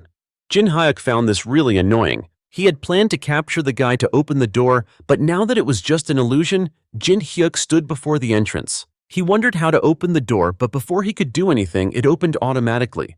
Jin Hyuk was a bit surprised by this. He walked inside thinking to himself, these guys have some seriously lax security. There aren't even any security cameras. Do they think ordinary women can't escape or something? But Jin Hyuk remained very cautious, opening his system to retrieve an item called an MP generator. It was made from materials of electric-type monsters, and with the press of a button, the device dropped to the ground, disabling all of their communication and security equipment. Even though his own phone would also stop working, he had already left a communication device with Lucia. Just in case a situation like this occurred. A flash of light erupted from the MP device and spread everywhere. Now Jin Hyuk's hunt could begin. A scout jumped down from above onto the building's roof, thinking to himself, Park Min-ye's death and then their secret move with the Titan Guild. How could these guys have possibly sensed something, but how does that benefit him? Thanks to Kang Jin Hyuk, everything might just go smoother than expected. Inside the building in the area under investigation, a young man was playing a game when his screen suddenly went black. He cursed in anger, damn it, why did this thing suddenly crap out this goddamn backwater place? It's seriously driving me crazy. As he was cursing, he suddenly noticed something. Something was approaching him, but before he could even turn to look, a devastating blow slammed into his face. Jin Hyuk's baseball bat sent him flying straight into a wall, instantly sending him to meet his maker. Jin Hyuk felt this place was filled with scum, and now he could sweep them all away without any hesitation. Jin Hyuk walked around looking at the rooms and guessed this must be the place where they held their captives, specifically the kidnapped women. Seeing a pair of legs inside a cell, he couldn't believe his eyes. Were they planning on using these people as fertilizer? Just as Jin Hyuk was thinking this, a voice suddenly called out, "You, who are you?" Jin Hyuk turned his head and focused on that cell. Looking inside, he was surprised. Because the person wasn't a woman, it was a fairly young man who had been locked up for so long that his face was covered in a messy beard, plus his clothes were the same as the other goons. He warned Jin Hyuk, "You look like someone I've never seen before. Get out of here before things get worse. Everyone here is insane." Jin Hyuk looked at the young man. Could he be from the Terran Guild? Meanwhile, Han Dong-suk glanced at his watch. He saw that a lot of time had passed with no sign of movement, guessing it was finally time to move in. Then he turned and said, "I'll wait nearby, act immediately if anything unusual happens." After saying that, he pointed forward and ordered his subordinates to charge inside at once. Then Han Dong-suk glanced back at Lucia, giving her some kind of signal before immediately running after his underlings. Seeing Han Dong-suk make his move, Lucia thought to herself, "Is it time?" She remembered what Kang Jin Hyuk had told her. He had instructed, "I'll handle the situation inside the building. Lucia, you keep an eye on the Titan Guild outside. I don't know what that Han Dong-suk guy is up to, but don't get too involved, they're a real pain." And so Lucia followed behind. Han Dong-suk. Back in the cell, Jin Hyuk asked the imprisoned man, "Are you Jung De-jun? It looks like you came with the Terran Guild. So how did you end up like this?" Jung De-jun looked at the imposing figure standing before him. He slowly explained that it was because I tried to destroy the Elan. Jin Hyuk was quite skeptical. Hearing that, and you're still alive. It must be thanks to my skill. I have an illusion skill. If that's the case, then Jin Hyuk understood everything. So that was his doing earlier, but he was also curious why this guy wanted to kill the Elan. With a question in mind, he asked right away. Jin Hyuk immediately voiced his suspicion, and Jung De-jun didn't hide anything. He spoke frankly, "I can't stand seeing them use humans as bait for the monsters. So I decided to kill it, but got caught." Jin Hyuk looked at Jung De-jun's karma score. It was only 62, even lower than his. Seeing this, Jin Hyuk made a decision. He said to Jung De-jun, "Team up with me." Jin Hyuk looked down from above with a very serious expression. Jung De-jun didn't understand why Jin Hyuk wanted to partner with him. In the control room, a young man was leisurely drifting off to sleep after a while. He cracked his eyes open and saw the screen in front of him. Seeing all the surveillance monitors were black, the young man panicked. He quickly clacked away at the keyboard, then picked up his phone to boot it up, but they were all dark. The system was down, all the computers had crashed. Seeing this, he immediately scrambled to run outside while his colleagues in another room were casually playing cards when they heard a voice call out, "We're in trouble. The entire system is down. Those women have also disappeared. It seems like someone has infiltrated." Hearing this, the others in the room immediately dropped their cards, and the oldest one in the group immediately gave an order. "Team 1 go to the Alayan production room, and Team 2 come with me to catch the intruder and those strangers." As for the young man who was dozing off earlier, the guy told him to find a way to contact HQ. Over in the holding cells, Jung De-jun had freed the girls and was showing them the escape route. Just then, that group of people arrived. The guy with the buzz cut saw the girls escaping and immediately signaled his comrades. This way they're escaping through the emergency exit. His gaze gradually darkened as he looked towards Young Dejun. He coldly questioned what Young Dejun was doing here, and after speaking he charged forward with his group of comrades. However, his face immediately met Jin Hyuk's bat, while the other guys also tried to stab him with their swords. But he quickly dodged, and right after that, the same old script repeated itself. One by one, they immediately got to experience what it feels like to get hit in the face by the legendary baseball bat of Ozzy Chan Kim. After taking care of business, Jin Hyuk strode forward confidently and he entered a secret room. Those tyrant scumbags had hidden an entire research lab underground. Jin Hyuk looked at the girls in the glass test chambers. He wondered to himself, were all these people kidnapped? This is insane. Seeing it with my own eyes is even more disgusting. Right after that, Jin Hyuk saw something massive. Inside a test chamber, it was the Elan, the root of all this. It seemed to still be asleep, showing no reaction.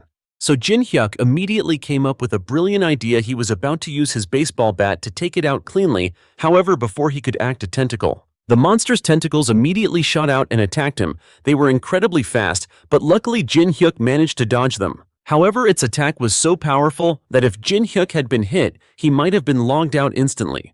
Jin Hyuk backed away, scanning his surroundings to find an opening to attack it. Jin Hyuk tried to calm himself to deal with the massive tentacles, and at that moment the glass cage fully opened, allowing Elan to escape. It immediately unleashed a barrage of tentacles at Jin Hyuk. This time he was really done for, Jin Hyuk thought. In the nick of time, the hard skin skill activated, and seizing this opportunity, Jin Hyuk immediately dodged the remaining tentacles.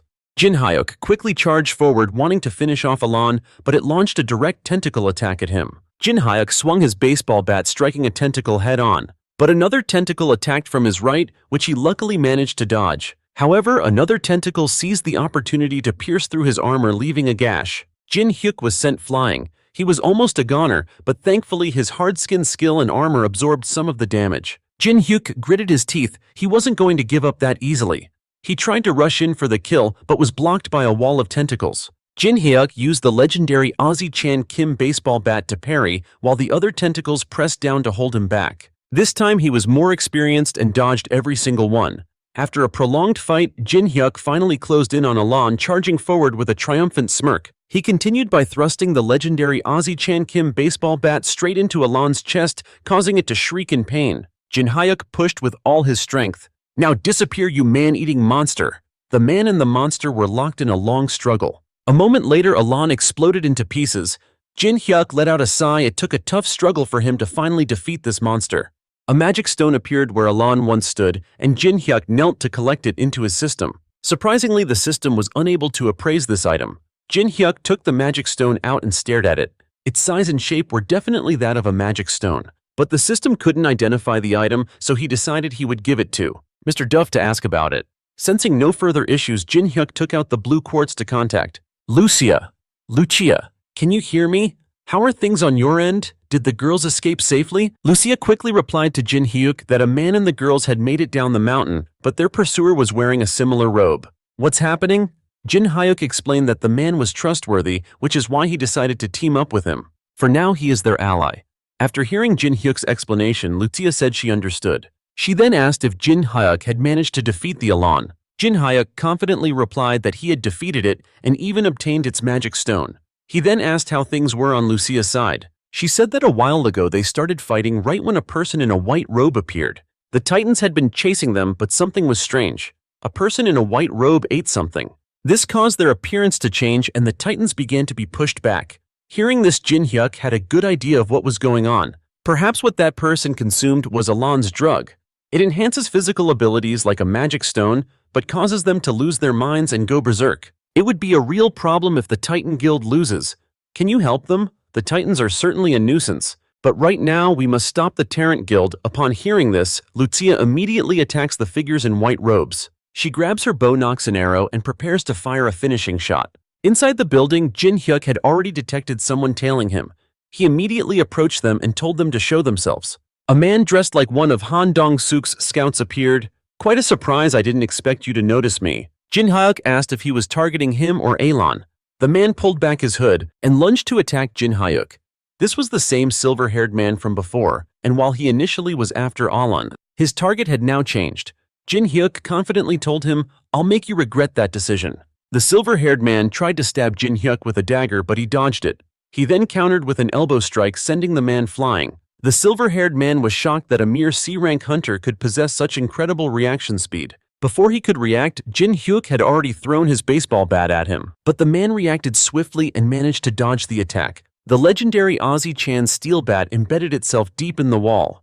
Jin Hyuk leaped forward for a direct assault on the silver-haired man, recalling his legendary baseball bat. He immediately grabbed the Ozzy Chan gold bat as it flew back from the wall and swung a powerful blow downwards from above. The silver-haired man swiftly dodged the blow. The two of them, one wielding a dagger and the other a bat, clashed relentlessly. Finally, Jin Hyuk seized an opening to unleash a decisive strike. An immense wave of energy gathered on the legendary Ozzy Chan gold bat as Jin Hyuk lunged forward to smash it into his opponent. The man used a shield to block the attack, but it seemed Jin Hyuk's strike was too powerful for the shield to handle. He was slammed against the wall with dust and debris flying everywhere. Before he could see anything, Jin Hyuk charged out from the smoke and struck him directly. The silver-haired man managed to block it with his arm, but the bat still impaled him. This is impossible, he thought. You can't be this strong? The silver-haired man tried to retaliate, but Jin Hyuk gave him no opportunity. A surge of electricity erupted from the legendary Ozzy Chan's steel bat, paralyzing him completely. This place will be your grave. Meanwhile, outside, the members of the Titan Guild were busy fighting magic beasts. One of the members told the others to treat their wounds while he went to make a report. As for Han Dong-suk, his arm was injured. He thought to himself as he bandaged the wound, who would have guessed they were hiding magic beasts? If that woman hadn't helped us, we'd all be dead. He glanced at his injured hand, feeling that the girl named Lucia was no ordinary individual. Her strength was nearly on par with an S-rank hunter. He wondered how he had never heard of a woman this powerful. As he was lost in thought, a Titan Guild member approached to report on the situation. He reported that the injured was taken to the hospital and all the evidence has been dealt with. Seeing that everything was settled, Han Dong-suk decided it was time to deal with the Terrans inside and end the welcome party. As he was walking, a voice called out, "Wait!" The person who arrived was none other than Young Dejun, who had run all the way here. When he arrived, he was panting so hard he could barely speak. Han Dong-suk asked Young Dejun what he was doing here. While catching his breath, Young Dejun warned him, "Get out of here now, leave this place immediately. The Terran Guildmaster and their elite forces are on their way here." Han Dong-suk was startled to hear this. The Terran Guildmaster Cho Wanchul is coming? Han Dong-suk cursed inwardly. If that S-rank hunter comes here, he wouldn't stand a chance. Han Dong-suk was frustrated. He was so close to defeating them, but now he had to retreat, which he couldn't accept. Just then, new information came in. A subordinate reported that they saw in the Terran Guild's courtyard about 4 or 5 people approaching, possibly an advanced team. Hearing these words, Han Dong's group, Suk finally believed that what Young Dejun said was true. Han Dong-suk immediately gave an order. End the operation here and tell everyone to retreat. Han Dong-suk asked Young Dejun if he wanted to go with them. Young Dejun explained that he couldn't leave right now. If he disappeared, it would be too suspicious. He had to stay behind and report false information, making it seem like someone else caused this incident. Han Dong-suk thought for a moment and decided to agree with this plan. He leaned in close to Young Dejun and whispered, "We're going to pin all of this on the hunter Kang Jin Hyuk." He wanted Young Dejun to explain it to the Terran Guild. That way, Han Dong-suk and his crew were heading into the forest, making their way forward. One of Han Dong-suk's comrades asked why he trusted that traitor. The Terran Guild isn't that easily fooled. In reality, that wasn't important to Han Dong-suk. He just wanted to buy some time. While buying time, he would prepare his full forces to attack the Terran Guild members. When the truth comes out, he'll have an excuse and he'll use this opportunity to wipe them all out. Meanwhile, Young Dejun met up with Lucia. She came over and told Young Dejun to go inside, that Kang Jin Hyuk was waiting for him. Inside the building, Jin Hyuk was studying a notebook he got from the white-haired guy. Everything was going more smoothly than expected. Young Dejun and Lucia arrived, and Lucia asked Jin Hyuk if he had handled everything yet. Jin Hyuk stood up and said he wanted to deal with the guy who was tailing them first, the same one who had just lost to him. Young Dejun stepped forward and asked about the situation. He seemed to be in a big hurry, and Jin Hyuk said that everything had been taken care of. Only this guy was left. He wanted to ask Young Dejun for help in dealing with him. Young Dejun held out his hands, looking like he didn't know how he could help. Jin Hyuk told him to calm down, that he just needed to stage the scene to make it look like this guy died fighting in Alon. Young Dejun figured the job wasn't too difficult, so he accepted it. Just as they agreed, Lucia said, "Wait a minute." She turned to Jin Hyuk and asked if he was planning to let the silver-haired guy take the fall for everything. That was exactly Jin Hyuk's plan. He handed the notebook to Lucia, telling her all she needed to do was look at it. This guy will get the picture. Lucia opened the notebook and Young Dejun leaned in to look. The moment he saw the contents, Young Dejun's eyes widened and he gasped. This is all the victims from the recent serial murders impossible. Jin Hyuk confirmed it was the truth that he was the killer. A major guild makes a culprit that would shake the public, and this guy always targeted large guilds. So if you frame him as the killer, no one will doubt it. What do you say? Young Dejun, can you do it? Young Dejun thought it was a brilliant idea and agreed. Lucia, however, was a little worried. She didn't know what Jin Hyuk and Young Dejun were discussing. Lucia asked, Jin Hyuk, are you sure there won't be any fallout? Jin Hyuk told her not to worry, all he had to do now was get out of here. The rest could be left for Young Dejun to handle. Young Dejun warned that the Terran Guild's main force was on its way. They would arrive in about 2 hours. The attack squad that the Titan Guild saw was just an illusion created by Young Dejun. Hearing this, Jin Hyuk decided to entrust everything to Young Dejun. Then I'm leaving the rest to you. Young Dejun told Jin Hyuk not to worry, since he was a member of the Terran Guild, they would believe him. Besides, Young Dejun wanted to thank Jin Hyuk for saving him and everyone else. Jin Hyuk walked over, patted Young Dejun on the shoulder, and told him to be careful, adding that thanks weren't necessary. He told him to get in touch if anything happened. The Terran Guild had suffered massive losses, and when the other guilds found out, they wouldn't just stand by. Jin Hyuk felt that things were about to get very exciting. He wanted to see just how a major guild like Terran would collapse. At the Titan Guild's headquarters, Cheol Sang-ho and Lee Haina were discussing what had happened. The internal chaos at the Terran Guild is worse than I imagined. This is no longer just their guild's problem. So Cheol Sang-ho told Hina to submit the list and leak this information, send it to the Hunters Association, the police, the government, the media, send it anywhere and everywhere you can. Secretary Hina asked again, if we do that, won't other guilds benefit? But Cheol Sang-ho believed that if they found out the Titan Guild was involved, the Titan Guild would surely be dragged into the guild wars, so it was better to handle this to prevent more victims. Rather than gaining a temporary advantage, he didn't want to lose anyone else. Afterwards, the biggest news network began its broadcast. Good evening, viewers. The news that a major guild has been illegally raising monsters and using people as feed has sent shockwaves through the public. The prosecutor's office confirmed this is a grave case that requires a thorough investigation, starting with the Astron Guild. Other major guilds have also agreed to cooperate with the investigation. After seeing the news, everyone started freaking out. What, using live humans for feed? Is that damn Terran Guild insane? They should all be locked up for life. The Astron Guild really came through. Others also started to live stream. Guys, it's true. All the information has spread across South Korea and everyone is in total shock. Han Dong-suk was so furious he grabbed the remote and hurled it right at the TV as nothing was going according to his plan. He was seething with rage. I gave you everything and you're just going to ruin it. Cheol Sang-ho's voice rang out from the screen. He had called Cheol Sang-ho Han Dong-suk. Why are you calling me? The moment he heard that, Han Dong-suk immediately unleashed a tirade at the computer. Are you going to play dumb? Why did you send it anonymously? Did you lose your memory or something? This was our achievement, so why are those scumbags from the guild and Tron being hailed as heroes? On the other side of the screen, Cheol Sang-ho slowly and calmly replied, if our identities were revealed, the Terran Guild would crush us before the other guilds could even join forces. But Han Dong-suk didn't care. He slammed his fist on the table. If only my plan to recruit hunters, my S-rank, had succeeded, the Terran Guild would never have had a chance. Cheol Sang-ho continued to calmly explain to him, even if you manage to recruit them and declare war, can you guarantee a victory against the Terran Guild? Besides, when a guild war breaks out, what about the collateral damage the people of this city will have to endure? Are you prepared to take responsibility for that? But Han Dong-suk believed they could just pin all the blame on the Terran Guild. You think that's not a big deal? Sang-ho felt completely helpless with Han Dong-suk, who refused to listen to a word he said. So many people could get injured or even die, and he dares to call it a minor issue. Sang-ho was beginning to lose his temper. He shouted Han Dong-suk's name and pointed right at him with an utterly exasperated look on his face. Hey Han Dong-suk, what's the point of having the Titan Guild if we can't even protect the people? The guildmaster was furious. But Han Dong-suk, stubborn as ever, tried to argue that he was only thinking about the guild's interests. Cheol Sang-ho told him to stop using loyalty to the guild as a cover for his own selfishness. With that said, he immediately ended the call. Han Dong-suk wanted to argue more, but the screen went dark and he gritted his teeth. In fury, he was so enraged he smashed the computer with his fist. Han Dong-suk couldn't accept it. Why do all guildmasters act this way? To him, as long as that fool was the guildmaster, the Titan Guild would never get any better. Han Dong-shuk was so angry, he lost all rationality. He pulled out his phone and called someone who answered quickly on the other end. Ah, recruiting again. I've told you before I'm not interested unless you're recruiting for the guildmaster position. Han Dong-shuk's face twisted into a demonic sneer. He spoke coldly into the phone.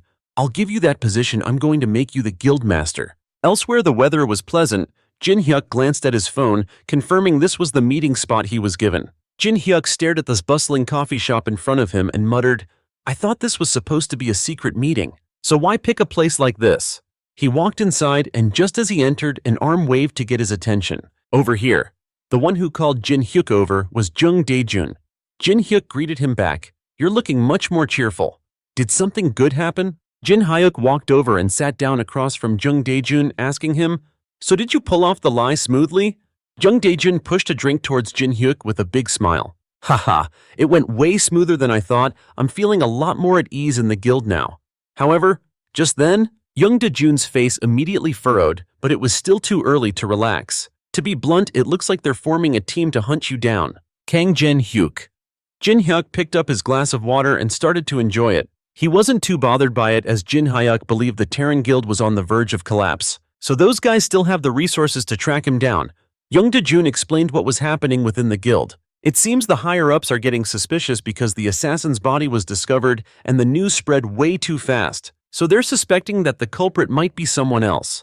Jin Hyuk asked Jung Dae-jun if they had any evidence.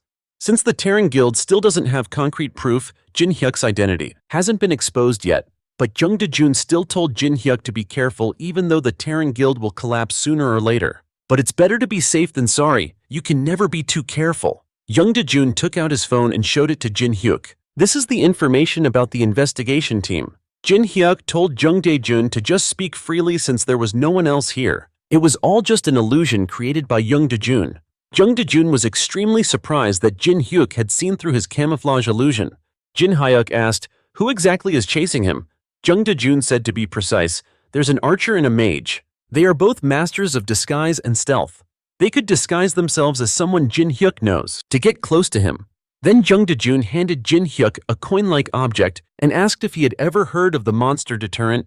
Jin Hyuk looked at the item Jung Dae-jun gave him. It was the same thing he used when helping the Titan Guild. However, it was slightly different. Jung Dae-jun said this thing was improved after the Alon incident. The association created it to monitor hunters. Jin Hyuk took it and looked at it intently. Jung Dae-jun continued to speak. Starting with my guild, all hunters must wear it. They will all be monitored.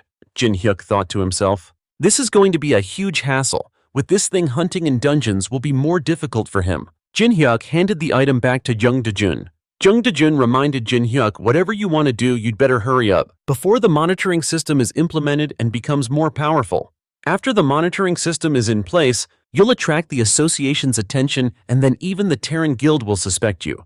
So whatever you're planning, do it quickly. After their conversation ended, Jin Hyuk wandered the streets. The monitoring system had caught him off guard. What he needed to do now was get stronger. Jin Hyuk decided to head to a dungeon right away to train. Inside the dungeon, Old Wolf's irritated voice echoed everywhere.